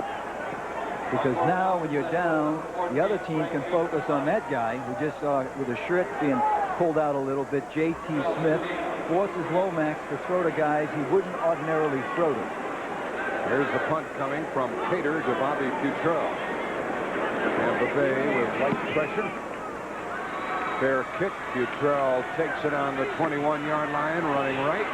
Turns it back up to the 25. So Tampa Bay leading by 18 after a 39-yard punt. They have the ball at their 25-yard line. Check the size of the crowd here at Busch Stadium. Will McDonough and Jack Buck with you. We are in the third quarter. Tampa Bay leading by the score of 21-3. 7:13 left in this period. 3 touchdown passes have been thrown by Steve DeBerg, who now starts his club at the 25. High formation with Wilder the up back. Give to the tailback Smith, and he is good for 4 at the most. About the only thing, Will McDonough, that could hurt Tampa Bay right now is a mistake, a turnover of some sort. Otherwise, they look like they can handle things. Yeah, they've done a great job. They've played a very good game today. They have executed well. An important thing from the St. Louis side of it, Gene Stallings told us yesterday that no matter how poorly his team has played this year, they haven't quit. Now, they have been hitting like heck all over the field in the first half, but if this goes up a little bit more, you want to see if they keep reacting that way. Loss to Smith. He is met at the 30-yard line, and it's going to make it 3rd and 5, and Anthony Bell made that tackle. Well, he did get forward progress of a couple of yards. We have a doubleheader next Sunday on CBS. Tampa Bay will be playing at Minnesota. The Rams come here to play. It all starts at 12:30. And in the second part of the doubleheader, you'll see one of these 3 games. Giants at Philadelphia, Green Bay at Seattle, New Orleans at 49ers are all good matchups. And that top game has a lot to do because with the playoffs, because New Orleans or San Francisco will be vying for a wild card spot with this Tampa Bay team. 3rd down and 4. DeBerg hasn't missed on 3rd down, and he doesn't again. He gets it to Hill, and that's a 1st down. He held onto the ball to the last minute. Boy, he is cool, cool, cool. First pass complete to number 84, Bruce Hill. Bruce Hill is stopped at the 40. This is a great adjustment by Hill. Okay, he's going to come inside. DeBerg wants to look to his left outside. Watch him look. Oops, that isn't there. See Hill in the middle of the screen. He breaks it off, and he goes back to the outside. He gets away from the coverage. The one thing he didn't do is stand still. DeBerg read him well, and now here is a reverse to Hill, and a flag is down, and a tackle is made by Davis, the linebacker. There's a holding call, but they lost 10 yards, so St. Louis will take the play. And I didn't see any need to be tricky. Did you? That's what I was just going to say. They've done a great job of calling plays here today, particularly on third down where they have he calls the plays. Yeah. I just don't, you know, this is a type of play they had in the Green Bay game last week, Jack. You didn't see it, but all of a sudden they were in good control, and DeBerg, for some reason, decided he was going to go on a naked bootleg, and he could dump for about 10 yards, again on first down. You know, one of the best calls you could have seen this year was on that last touchdown, you know, when they threw the touchdown pass to Smith. That was a great call because normally a back wouldn't go straight up the field and make that catch, but that time he did. Carrier and Hill are the wide receivers. DeBerg throws, and it is caught for a gain of about a dozen yards by Hill. He had that safety valve pass wide open to Wilder short, but he found Hill deep, and we find Minnesota opening up against the Raiders. Minnesota 3-4 and trying to win today, and Indianapolis blanking San Diego. Buffalo winning in handy fashion. Pittsburgh has regained the lead at Kansas City, and Cleveland widens their lead at home against Atlanta.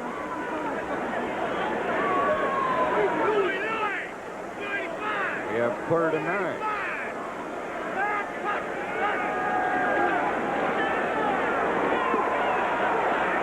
Pass protection good, and a first down throw.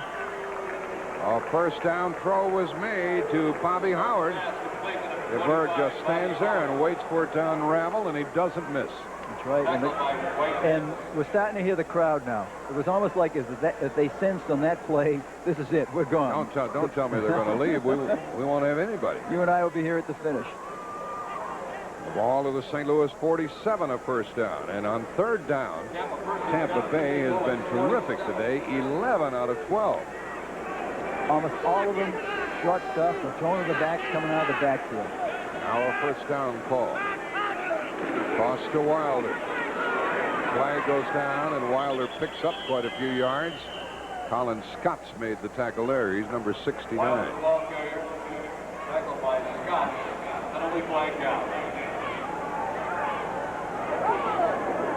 Motion call against Tampa Bay. It's one of the few times we've been able to mention Colin Scott's, the Australian who's playing up front for St. Louis, number 69. 2 men illegally in motion. Offense. DeBerg is 13 out of 20, 206 yards, 3 touchdowns, no interceptions. Now, James Wilder has 4 of those catches for 80 yards. And an example of how they have been working over the St. Louis linebackers in that stat. His career average is 8 yards a catch. Today, it's 20 yards a catch because he simply isn't being covered. 1st and 15.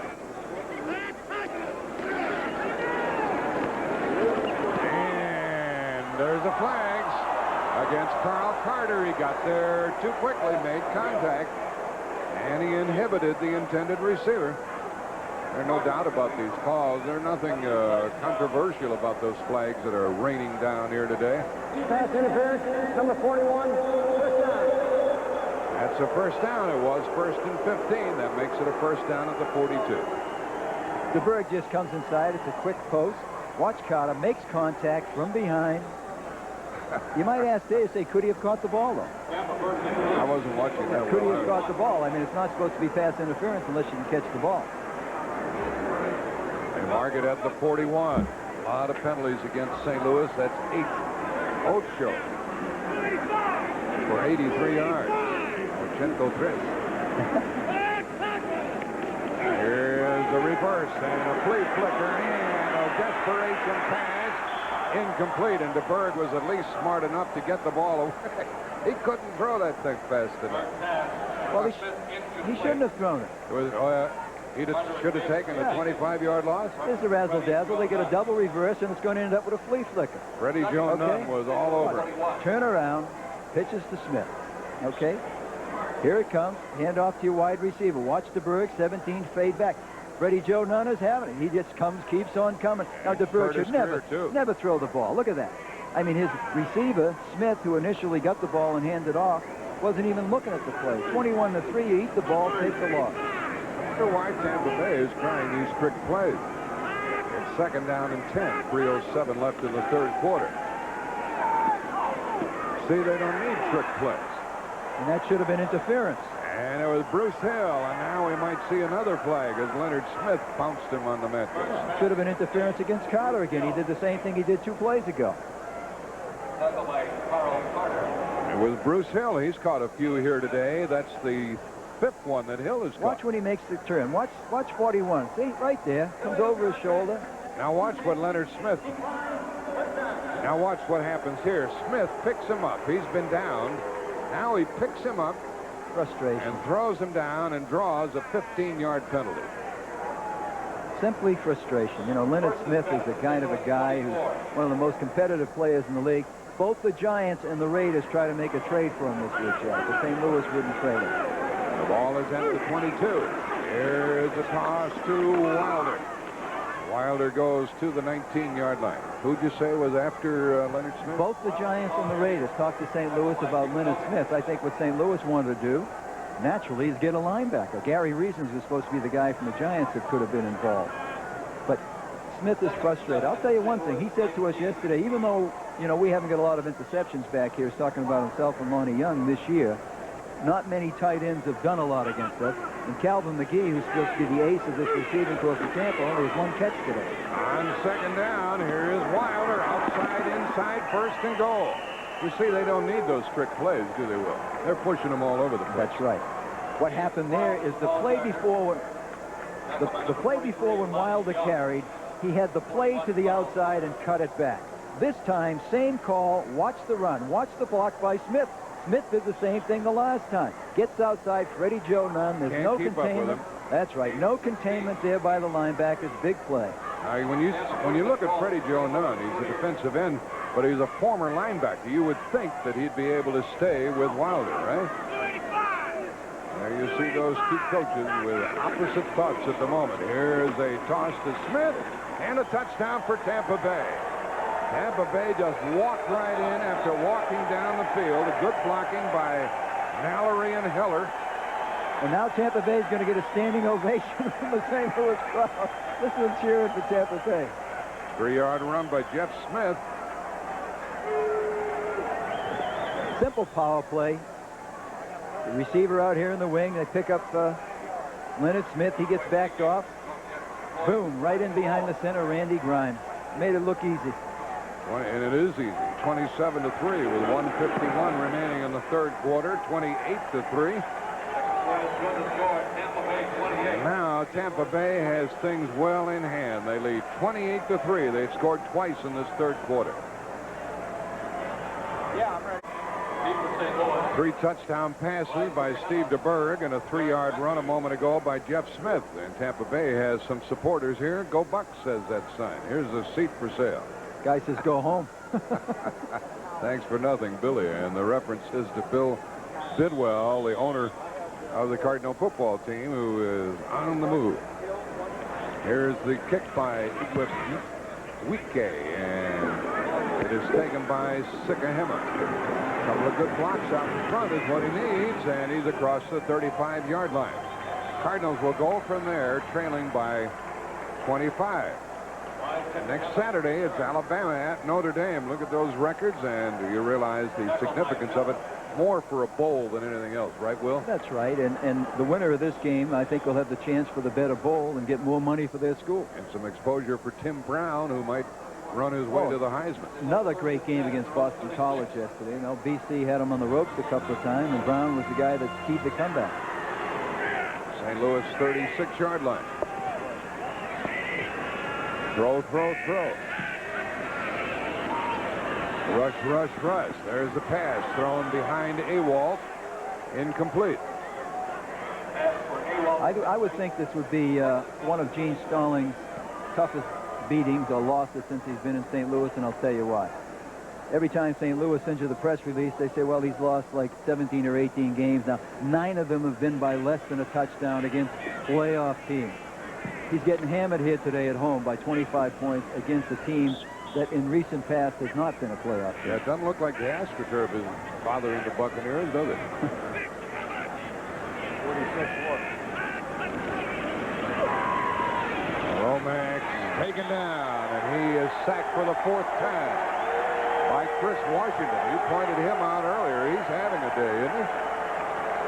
The speed factor is so much in favor of Tampa Bay that right now, when Tampa Bay knows that St. Louis is not going to run, St. Louis can't handle it. The linebackers are just too fast for the offensive linemen of St. Louis. So Washington gets his 3rd sack of the year, his 2nd in 2 weeks. As linebackers, Moss, Randall, Davis, Washington having a good time. 3rd and 14. They'll pin their ears back and they'll come flying. It collapses around him, and the pass is caught by J.T. Smith, and it's going to be a 4th down call, and the Cardinals, who do not have a 1st down here, have to go for it. Ricky Reynolds made the tackle on J.T. Smith. It's 4th down, and the Cardinals are going to go for it. It's 4th down and about 1.5 yards. They put in the 2 tight ends. On 4th down, the Cardinals are 7 out of 12. And against a 4th down play, the Buccaneers have allowed a 1st down once in 3 tries. They need 1.5 yards. Motion by Wolfley. And the run is a 1st down run by Mitchell. You hear a lot about second effort. He got a good surge that time. Now that'll take us down to the end of the 3rd quarter, and our score will be 28-3 in favor of Tampa Bay. Stump Mitchell got that 1st down. Now the Cardinals trailing by 25 were forced to gamble. The lights are on here at Busch Stadium, as you see.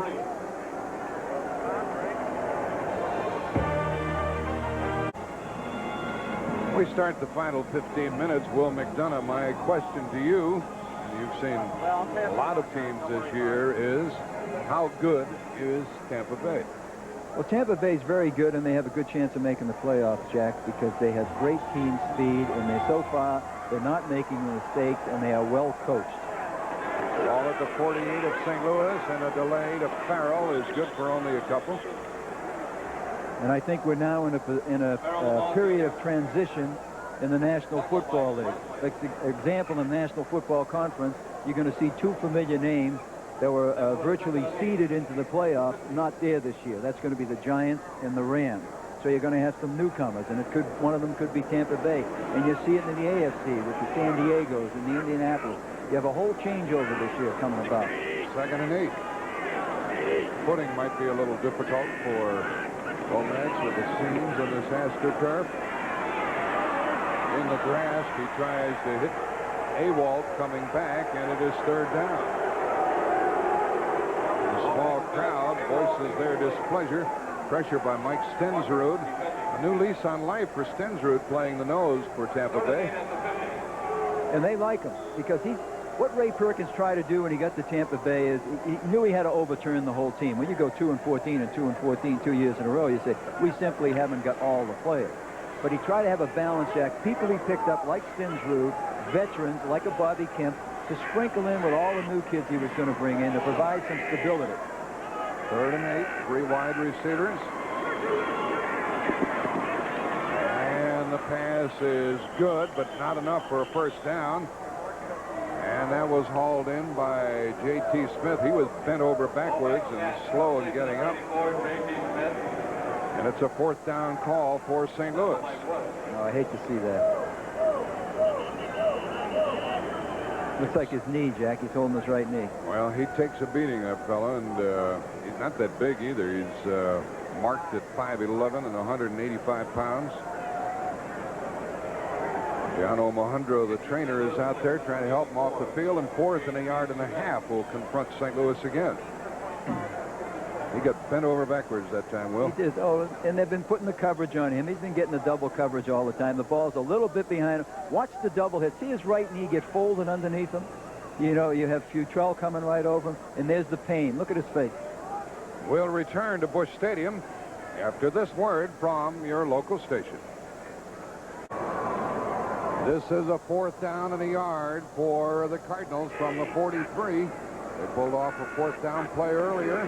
They're going to throw the ball, and it is caught by Mitchell. First and goal. Stump Mitchell down the middle and covered by Rick Woods, or tackled by Rick Woods at least. 39-yard gain.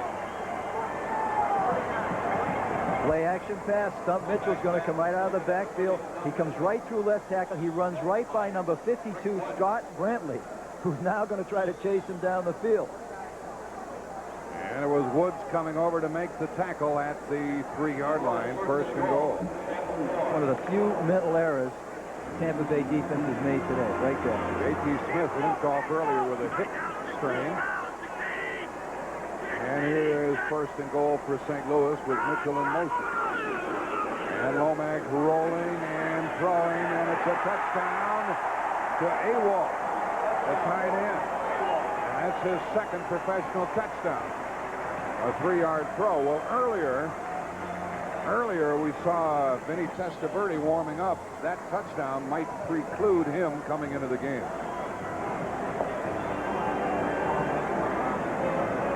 Okay, Lomax is going to roll to his left with the flow. Awol slides like he's going with the flow. See him in the middle of pitcher number 80. Now he'll break back to the right, get away from the flow, all alone in the back of the end zone. Almost drops it, but pulls it in.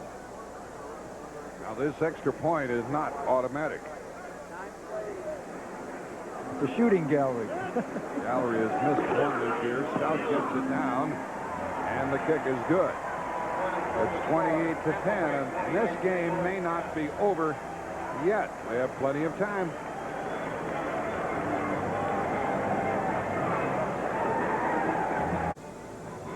Steve DeBerg, as you see, is having a good day. 14 out of 22, 225 yards, 3 touchdown throws, and the score 28-10 here in the fourth quarter with 12:42 remaining in the game. Will McDonough, what do you think? The Cardinals still have a chance? Well, I thought, no, I don't know if they get a chance, and I thought we were going to have a treat. Lomax loused it up by throwing the touchdown pass. Testaverde was over there warming up. We could have got Vinny into the game, but as soon as they scored, whip, Vinny goes back to the bench, and DeBerg got his helmet. Yes, they're not. He was warming up and ready to come in, and he'll stay with the clipboard. And now Gallery will kick it off, and Bobby Futrell is the deepest for Tampa Bay. Think they'll onside kick, Well, Jack? there's a possibility of it, but I'm sure Tampa Bay is thinking along the same lines also. They kick it deep, and Futrell comes up and takes it on the 5. There he goes. Troy Johnson after him. There goes the flag as Johnson ran Futrell out of bounds at the 36-yard line. Boy, he got outside in a hurry, didn't he? He's quick. You know, asked me if I thought St. Louis could get back in the game.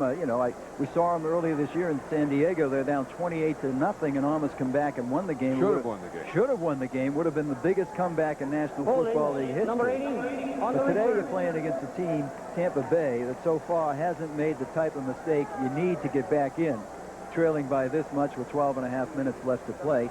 And St. Louis, in order to get back in, would have to do something on defense. They haven't stopped Tampa Bay in the second half. They got to figure out a way to stop the run and to stop this little pass out of the backfield to the back so they can get the ball back to try to score. Steve Holloway was caught for the hold on the kick return. And into the game is Dan Turk at the center spot, replacing Randy Grimes.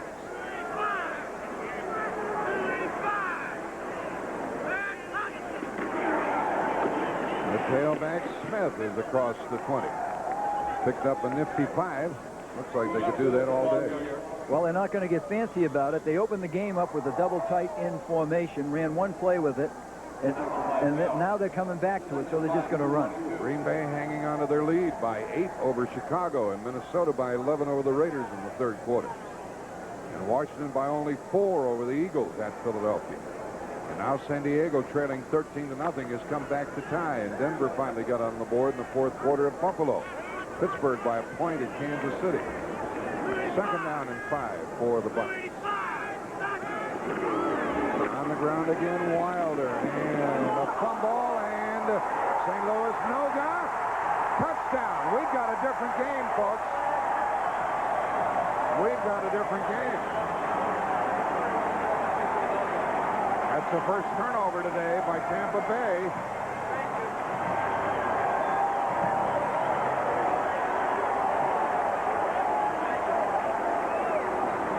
A 23-yard return for a touchdown by Noga.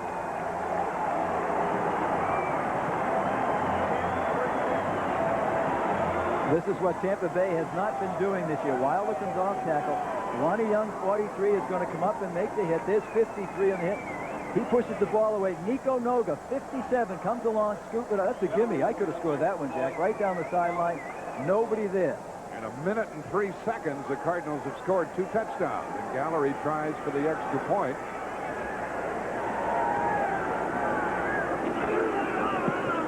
And the kick is good, and there's a flag. 28-17.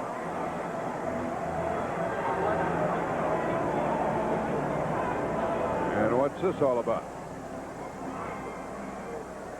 Mr. Haggerty will tell us. Personal foul, number 57, offense. Well, that was Noga who just scored the touchdown, and on the extra point, he committed a personal foul. I don't know what that was. I think it was Louis Sharp. I think he means to say 67. That would be Sharp. Because Right. Sharp went over there and was talking to him after the play was over. Yeah, I don't think Noga is on the kicking team. Yeah, he is. He's out there, but Yeah, Louis he's up. Sharp was the guy that did all the talking when the play was over. Now they mark the ball back at the 17, and Gallery will try the extra point again.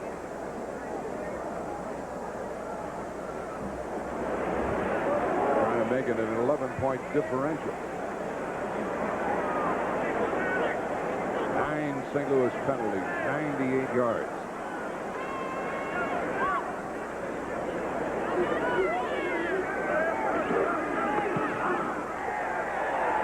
The heck out of that one, and it's 28-17. So it's 11-point differential, but the big thing is that St. Louis is still going to have to score 2 touchdowns to win the game, as opposed to a touchdown and a field goal, right? But when you got Neil Lomax out there, Jack, you can do that in a hurry. The attendance today, as we watch this play. Yeah, a little toss to Wilder, comes off left tackle, runs into a jam, the ball pops loose. Lonnie Young gets a hand on it, advances it. Here comes Noga. He got Leonard Smith with him, but he doesn't need any blocks. He goes right down the sidelines, in for the score. Well, they distributed 30,000 plus tickets. There's 7,000 plus no-shows, and 22,449 is the attendance. We still have 11:39 left in the game, so Tampa Bay is going to have to use some of that clock to score some points. That was their intention on the last drive. They come out with a double tight end and had a good first down. Look, hey, we're just going to bang it in here. You would want a guy like James Wilder, a veteran, to handle the ball for you. Then all of a sudden, he just coughs it up. 22,000 plus. Capacity here is 54,000 plus. The average is 27. And dropping. And dropping. Imagine what they're going to have here at the final game of the year. Yeah, they have 3 more games remaining here at home.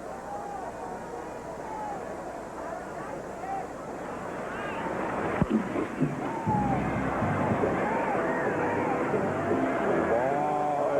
didn't know what to do with it. And Solomon Miller came back out across the 20-yard line. He didn't know whether he was in the end zone or not, so he decided to return it rather than being downed at the 1. Solomon Miller didn't know quite where he was as he caught the ball right at the goal line. Well, he could have stayed in because the momentum is going to take him in. That would have been a touchdown. But that's not what he's certain about. He says, oh, should I kneel down? And Futrell saying, hey, let's get it out of there. So he come up the sideline, got it out to the 20. No loss.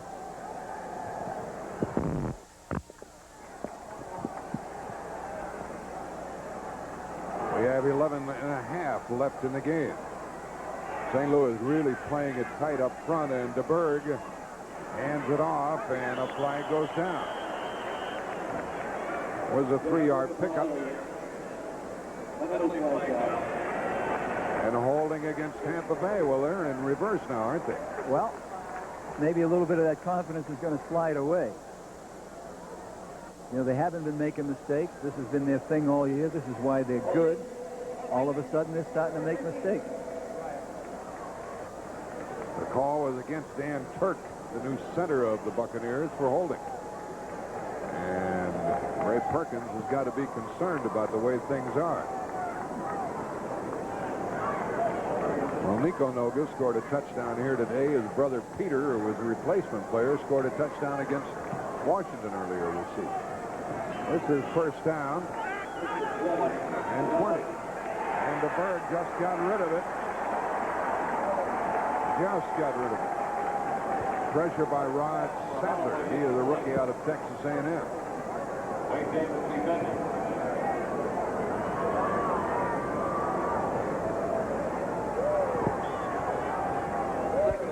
Second and 20 coming up with 11:03 remaining.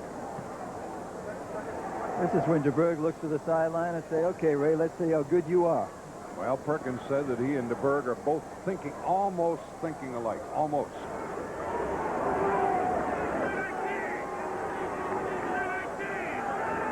Bill Freeman is in as a wide receiver. Berg throws short, incomplete. He tried to get the ball out to Jeff Smith. Leonard Smith knocked him off his pins. And it's third down.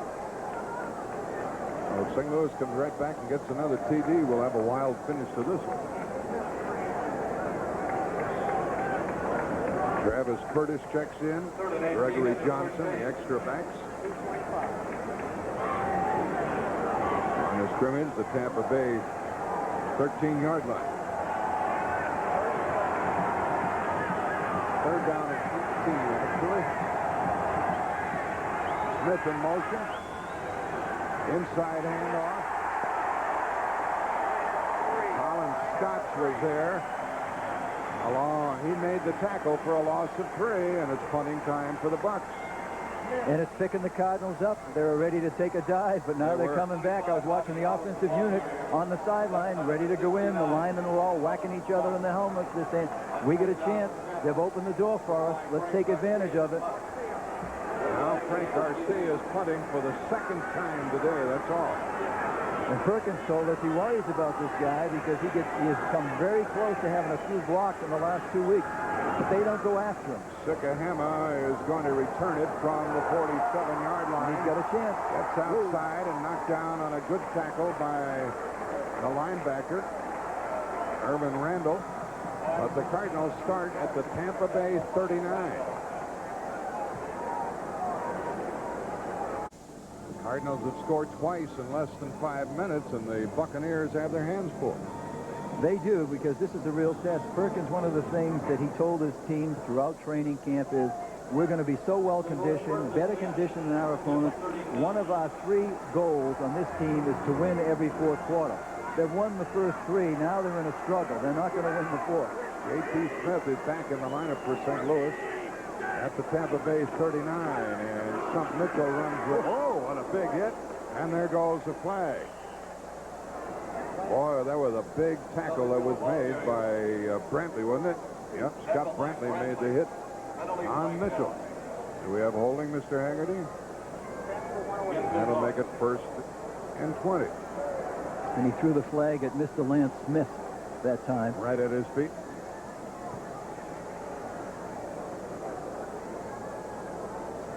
Brantley's probably a little mad because he's the guy that gave up the touchdown. The Stump ran right by him. That was holding against St. Louis, and it's the hit by Brantley. One thing he likes to do is hit. Here he comes, his Stump, looking to cut it back inside. Brantley, bang. Got a little bit of help there, too. Yeah, Kennard missed the block, and it's first and 20 from the Tampa Bay 49. Drops it off to Awalt. And a very big gain, about 16 yards. With Bobby Kemp running him out of bounds. 15-yard pickup. Awalt's been impressive today, Jack. You know that? He's playing more like a veteran receiver than a kid who's a rookie. You know, his Lomax looking for him. He comes all the way across the zone, right to left, The coverage isn't there. Here's Bobby Kemp trying to he's straight on. Bobby Kemp knocks him out of bounds. Tampa 34. 9:38 left in the game. 2nd down and 5. 6 today, 9 catches last week for Ewald. Just to the left, and the pass outside to Ewald. That's another first down for St. Louis at the 26. Covered by Irvin Randall, the linebacker. 28-17 the score. The Cardinals need 2 touchdowns to catch the visitors here today. Oh, looks like Lomax has found something with Ewald. He hasn't got Roy Green. Tried to go to J.T. Smith. They were doubling him. Don Holmes didn't work out. Couldn't do it with his back, but now looks like he's got something with Ewald, and I think he's going to keep working on it. Well, they lost Novacek, the regular tight end, and Ewald is answering the call. First down draw to Farrell. And the ball is rushed to the 24. 2-yard pickup. Brantley and Randall made the tackle.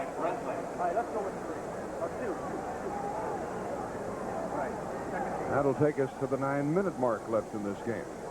Still plenty of time, Jim, especially the way, you know, Lomax can do it. He's been in a million of these situations during his career.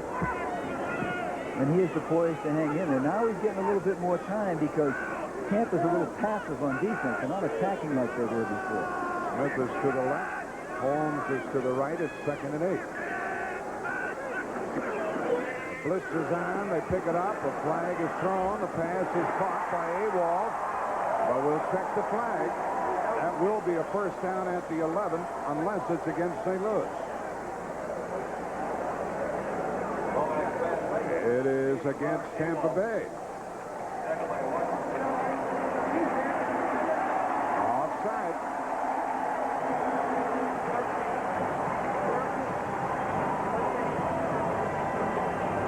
A 13-yard pickup to the 11-yard line. Is Ewald coming off the line of scrimmage, comes to the outside of the linebacker, looks outside, gives him a look, but when he sees Lomax run, he breaks back the other way. Usually you're supposed to come back to the ball. He didn't.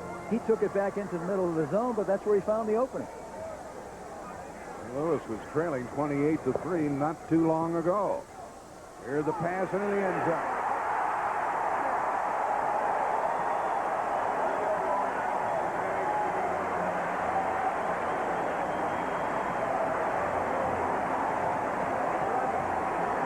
J.T. Smith with his 2nd touchdown of the year.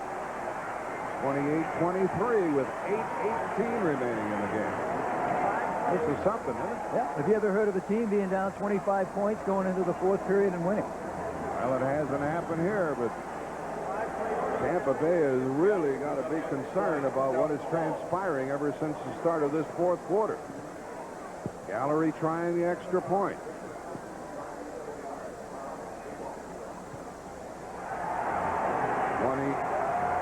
To 24. The Cardinals have scored the last 21 points of this game.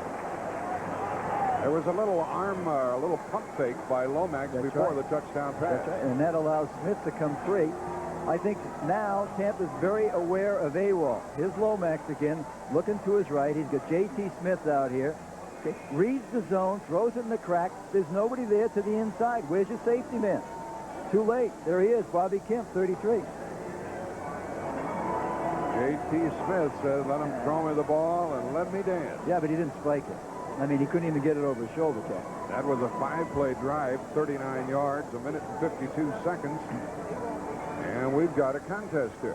The National Football League record, they said the one that people hold up as saying, well, the greatest comeback of all time was in San Francisco. I believe it was in 1980 when the 49ers were down by 28 points against the Saints and come back to win.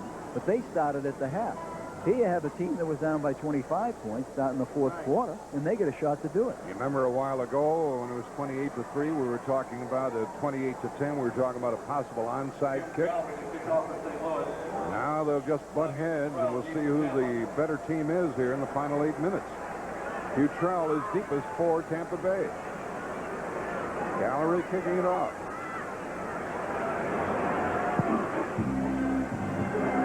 Carroll will take it on the 1. 10.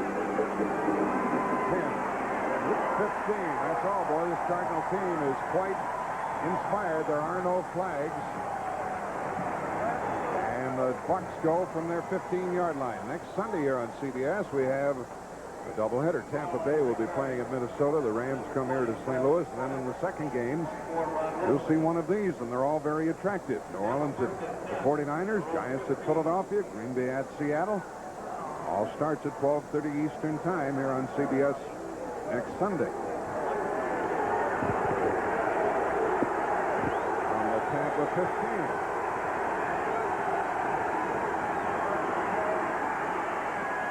And it is caught. And running with the ball is Carter.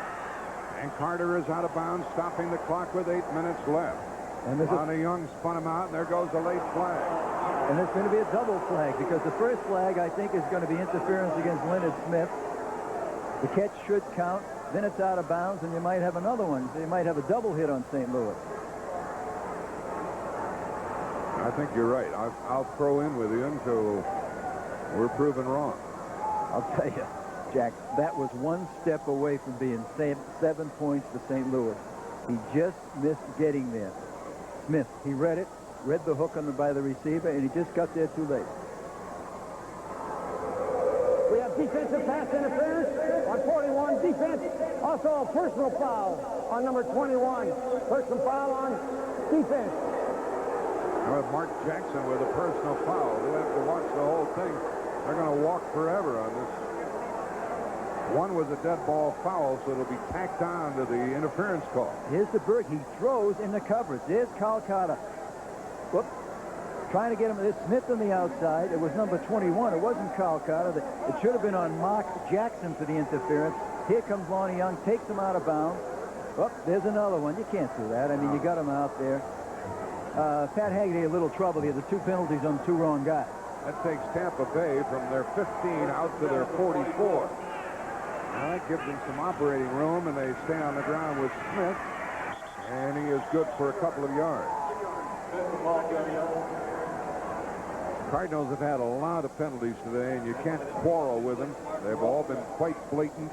11 penalties, 123 yards. 9 major penalties, I think, out of the 11. Didn't they lead the league in penalties last year? I remember Stallings at the beginning of this year says one thing we want to really cut down on is penalties. And it seems like every time a play happens, particularly with their defensive unit, that they don't agree with, there's always a personal foul right after. Yeah, they try to play tough. They try to play rough, and they pay for it. It's 2nd and 8. You know, they're not really that good a football team, and they try to make it up with toughness. Here's DeBerg changing everything, and he's back to throw. And it is caught. Well, I'll say this for the Tampa Bay receivers. As Wilder caught that one, they hang on to everything, don't they? Scores of other games. The folks in Tampa Bay have some scores that really affect the standings with regard to the Buccaneers. We have 3rd and 5 coming up. 6:50 left in the game. Clock running. Here's a critical play.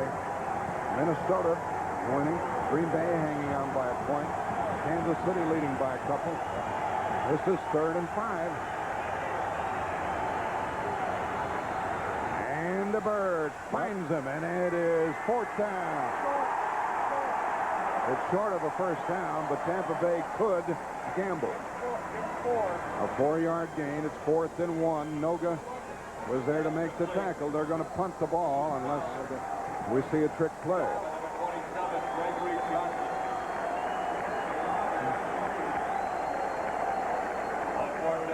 Wilder didn't go deep enough. And Frank Garcia is in kicking for the 3rd time. 4th down and a yard. Now we might see Tampa Bay try to get the 1st down with a snap to the fullback. Now they're going to play it straight and turn it over to the defense. Oh, a high punt by Garcia. And Sikahama lets it go, and the Cardinals get a break. It could have bounced the other way. It'll come out to the 20.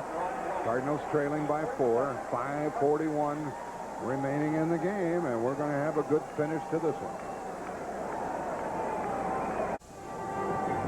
The one beauty of it from the Tampa Bay viewpoint is that the Cardinals need a touchdown to take the lead. But if they march down quickly and get a field goal, 2 field goals would win it. And so Tampa Bay, with the experience of the last couple of weeks, have got to be vitally concerned about what has transpired, even if they win this game. Not only their own experience, but they're very well aware of what St. Louis can do. This is a typical St. Louis Cardinal football game in 1987. Okay? But these Cardinals don't always win, Will. Look at the stats. That's what I mean. We have coming up here. They play it. They don't score in the first half. They've been outscored 72-9 in the first half. Then all of a sudden they come back. Look at those scores. 28-24, 28-21, 34-20. They're right there at the end. Last week they got Philadelphia beat here, and Philly goes down the field in the last minute and scores. You know, so this is their type of game. J.T. Smith comes to the right. Don Holmes is to the left. And they're running play to Mitchell, and he finds room up the middle, and he ran for about 8. You know, there's an awful lot of time for St. Louis really to do whatever they want to do with regard to play calling. And they're in a 4-down situation right now. I really think they are. I think if they get to a 4th down and something, they're going to go for it. With their history of field goal kicking this year with Galloway, I wouldn't count on kicking 2 field goals. I'm serious. I'm not trying to knock the kid, but his percentage isn't that good. I'd take my one shot at getting a touchdown and try to win that race. 2nd down and a yard.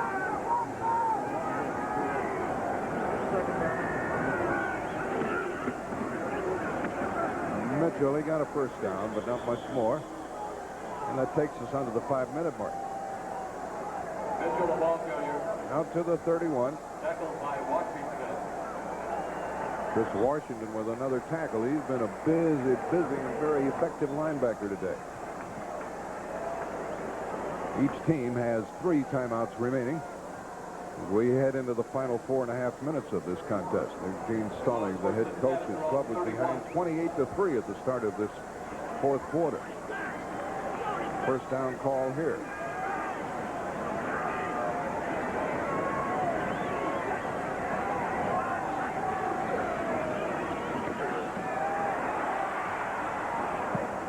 And he did a good job of getting rid of it.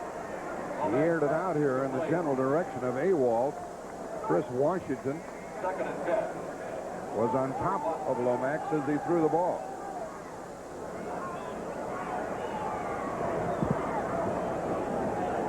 Tampa Bay on the road, not too good. Benicia 2-1. It could be 3-1 the way they were going. Yeah, we thought it was all. But this is not Tampa Bay of years ago. This is a different team. Half the players are different. The players are better. Holmes caught it. That was like a jump ball situation, and Don Holmes went up and got it. That was quite a touch by Lomax. Well, it was a great read by Lomax. Everybody else seemed to get jammed on the line of scrimmage. Watch, here he comes. You're behind Lomax now, number 15. He's going to take a quick. He wants to hit it quick because of all the pressure. It's not there. He waits, and he just lobs it out there, allows Holmes to run underneath it, and he makes a great catch. Down to the Tampa Bay 45. 3:35 left in the game. That was a 23-yard pickup.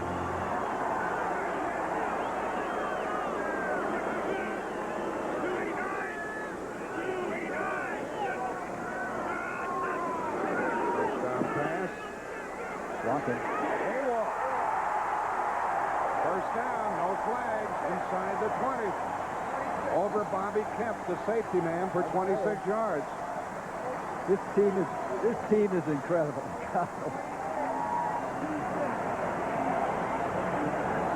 Tampa Bay tries to come here and don't make it, Jack. His linebacker comes late. His AWOL releasing through the zone, gets in behind Brantley, a linebacker. Kemp doesn't react quick enough. They're sitting in the zone. They don't want to make the big mistake, but Lomax is starting to pick them apart. First down at the 19 of the Buccaneers, and a delay to Farrell. He's good for about 4. The ball came loose. The whistle had blown. The ball is dead, and it's down near the 17-yard line. Farrell, the ball carrier. 2:31 left in the game. They start the clock again. 2nd and 6 at the Tampa 16.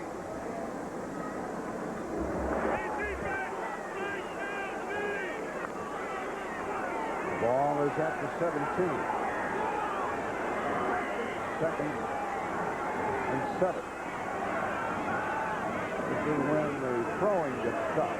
Here's it out, and it's just off the fingertips of Holmes. He was covered by the cornerback, Ricky Reynolds. The rookie's heart was beating, I'll bet on that one, as Reynolds was trying to stay with Holmes and caused the pass to be overthrown just a bit. Jack, I can't believe this. They had a blitz coming up. They had single coverage on the outside on both receivers. There's Holmes, there's Reynolds, but on the other side, you had J.T. Smith. Was that pretty close to interference or not? Yeah, it was that close, but I think, you know, they sort of incidental contact as they came together for the ball. Here's a critical 3rd down play. 3rd and 7. At the 17, critical for both teams. Lomax, here's it out, and it's a touchdown. Touchdown to J.T. Smith. Isn't this unbelievable? Smith covered by Rod Jones, and the Cardinals take the lead. If they get the extra point, Tampa Bay could tie it with a field goal. It was the same play they ran the down before, both ways. Tampa comes with the same defense. They come up and they press on the outside. They play both wide receivers, even a great receiver like J.T. Smith, man-to-man. Lomax reads it, and this time, instead of going to Holmes on the right side, he went to J.T. Smith on the left side. And now the extra point, and this is very important, is a 2-point differential now. Extra point try. Stout holding, Morris snapping, Gallery kicking. St. Louis trying for a 3-point lead, and they have it. With 2:01 left.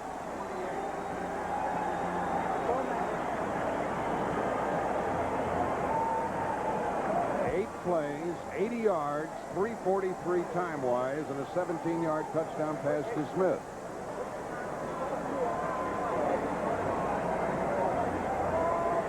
Here comes Smith is at the top of your screen.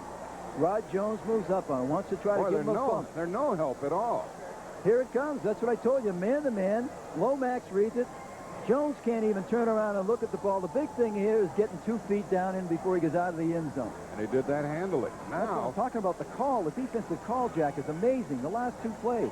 How in this situation could they let him get loose like that? Could you put those cornerbacks in that situation with no help? Well, we have 2:01 left.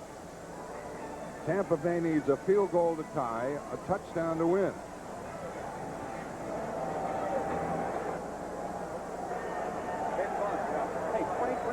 There are the 2 coaches. They're both on the move, aren't they?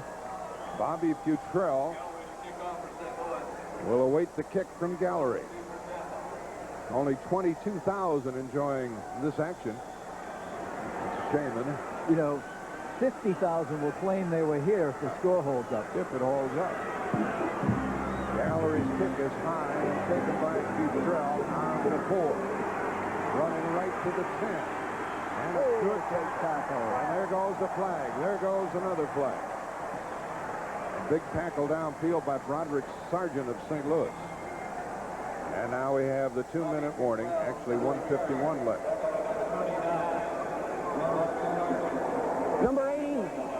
Number 80 on the return, push in the back. A push in the back against Steve Holloway. Now Tampa Bay has further to travel. We have 1:51 left in the game, and they put the ball down at the Tampa Bay 5-yard line. They trail by 3.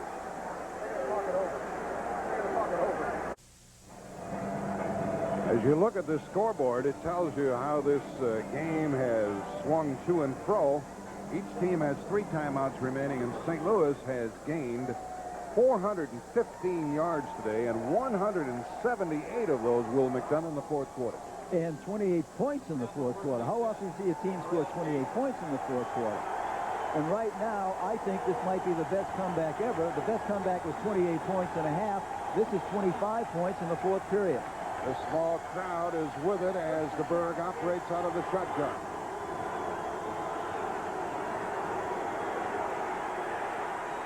And he hits one for a substantial gain. The clock runs as Bobby Howard caught the ball in the hurry-up offense for the Bucs. Travis Curtis was the tackler. 2nd down and 2. Shotgun again. A lot of time, and it was caught by Carter, and that's a 1st down. Now, don't forget, we have a lot of time considering the 3 timeouts that Tampa Bay has, and now they use 1 of them. Yeah, and they just wasted 10 seconds, Jack. He should have called that timeout as soon as the completion was there. Well, they thought they knew what they were going to do, but they couldn't pull it off, and so they use up 1 of their timeouts. Tennis at a federal prison. Well, you haven't seen the half of it, but you will tonight on 60 Minutes, and that's followed by Murder, She Wrote, and then the CBS movie, the Sunday movie, Kids Like These, with Tyne Daly and Richard Crenna tonight on CBS. Perkins and DeBerg. I wonder if they're thinking alike now. They are. I think Ray's just cautioning them about certain things. I think they want to try to pick away and not go for the bomb this early. You still have 2 timeouts. You still have 1 minute and 18.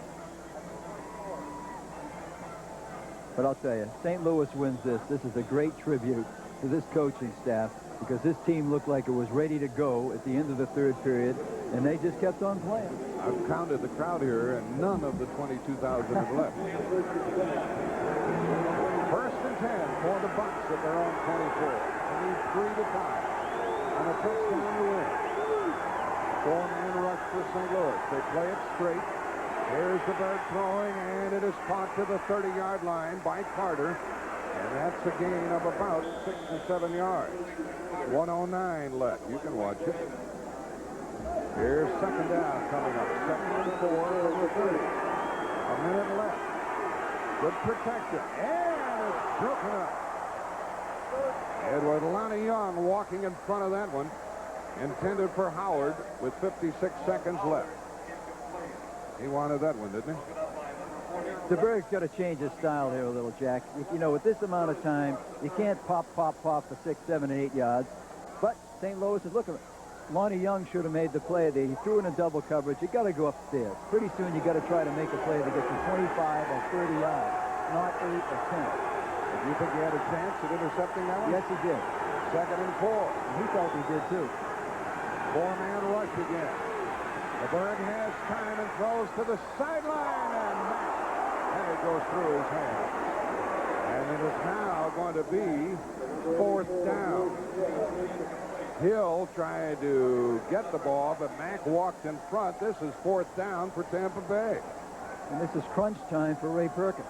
50 seconds left in the game. The score is 31-28, St. Louis. Is Wilder in the game? 4th down. Jack, is Wilder in there? We'll check it out. No, they get the wide receivers in there. You think Howard is the wingback. 3 wide receivers. Hill and Carter. 4-man rush for St. Louis. Pass is caught, but it's not a 1st down. It should be a 1st down. It might be. It will be. It will be. You got a good spot. Let's see what kind of forward progress they give him. It is a 1st down. It's going to be a 1st down, folks, from the place. Now a timeout is called with 33 seconds left. From the spot the official has marked the ball, it should be a 1st down. Cardinals quarrel about the spotting. Tampa Bay uses a timeout. They have 1 remaining. And we have 32 seconds left in this game. Well, they haven't brought in the change yet, Jack, so maybe you and I are a little premature here, but it looks like it should be a 1st down. Line judge Aaron Pointer was right there. The play was right in front of him. He went to where the feet of the receiver was. Yeah, they've already moved it. It is a 1st down. Okay, now Pat's going to give him the move. To the 34. And the tackle was made by Gregory Johnson. The pass was caught by Jeff Smith, and he got the 1st down. Cardinals thought that we might watch it again if we get a chance, if we still have that picture, to check out that forward progress to see if it actually did come to the 34-yard line. We have a shot from the end zone, but perhaps we can tell. And the official jumped right on top of it. I thought he was. Pointer was right there. He came right out to the spot. He was within 5 yards. Let's forget that. We have 32 seconds left, and it's 1st down at the 34. And you need a Hail Mary here. Hill and Carter and Carrier are the wide receivers. Four-man rush again. Ample time, and the pass is incomplete and almost picked off by Cedric Mack once again. 26 seconds left. Hill was the intended receiver. That fourth down pass play was the thing that kept it alive. And now Mike Shula signals in the play. Here's DeBerg up in the shotgun. See Smith to the right of his screen coming out. DeBerg looks for fourth down play. Watch his feet. Now see where his feet are? You got to give him forward progress where his feet were. Yeah, and that's what the officials did. They were right near the line. It was a legitimate first down. 26 seconds left from the 34-yard line. 2nd and 10, and DeBerg needs long yardage. Going for it is well covered and incomplete. Now we're down to 19 seconds left. Mack and Smith, Leonard Smith covering Bruce Hill. It's 3rd and 10. 19 seconds left. St. Louis leading 31-28, and Tampa Bay has one more timeout. I was watching Igwe Buike before the game. He was thumping them through from 52 yards away, but they've got a long way to go before they can get that close. He just hopes he gets a shot at it. But it's 3rd and 10. Tampa Bay's got to go for the big one. Tampa Bay down to their last 2 plays, perhaps. Four-man rush, no gains. Straight rush. DeBerg escapes and throws first down at the 40-yard line. And now they have to call another timeout with 10 seconds left. It was Carter who caught it. What a brilliant throw by DeBerg. He steps up inside the pass rush. He feels the heat from his right. Here comes Freddie Joe Nunn from one side, Curtis Greer from the other. Slides away, plants himself, throws. The receiver gets inside the zone. Here's the hit, and immediately they started running the call of timeout with 10 seconds left. And they have no more timeouts remaining. Now, they've got to throw those sideline patterns because 10 seconds is not enough time to get a field goal unit on the team. They've got to move the ball and stop the clock, Will. I think I might take a shot at the field goal right here, Jack. I mean, well, now, as far as it seems, let me tell you something. You're talking about 57 yards. But you're talking about a guy who is one of the best in NFL history over 50 yards. His longest this year is 48. Yeah, but in the last 2 years, Jack, he's had a great something like 72% beyond 45 yards. You know, here's the thing about it. Tampa Bay, if they run from scrimmage, which they are going to do, they need a touchdown on this play. Well, they could throw a quick out, let's say, to buy him. Or to the sideline. Buy him 10 more yards, so instead of kicking the ball 58 yards, you kick it 47 or 46 yards. The longest for Donald is 55 yards in his career. But I told you, his average beyond 45 is like 72%. No more timeouts for Tampa Bay. 10 seconds left to play. Cardinals with a four-man rush. DeBerg has time to the sideline, and we have 5 seconds left, and we'll have the field goal try now at the 36 being the line of scrimmage. So it'll be 36, 43, 46, a 53-yard try. That's right. On the last play of the game with 5 seconds left. A pass play down to the 36-yard line, caught by Jeff Smith again.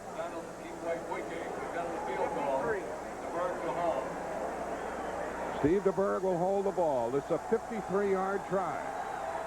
Tampa Bay either wins or loses. And they hit the post. It was going to be a tie, but it hit the crossbar. And St. Louis, with no time left, has won the game with a 28-point fourth quarter. Igwe Buike hit the crossbar from 53 yards away as time ran out. Jack, I told you he could get it there. You were right. You were right. He can get it there. He had it right in the middle, hit the crossbar. He really thumped it, and away it flew. What an unbelievable finish. What a fourth period. He gets all of this thing. He's got it right in the heart of the goalpost. It looks like it's going.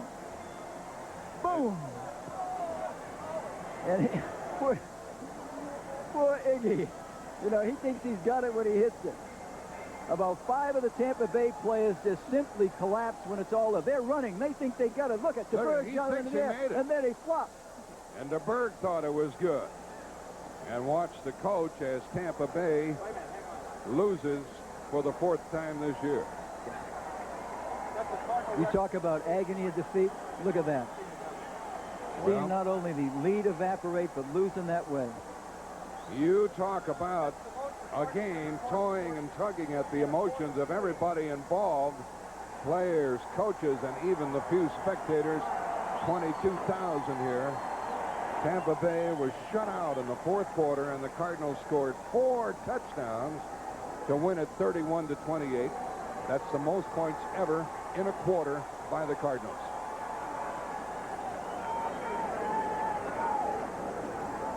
And we'll be coming back here in a moment.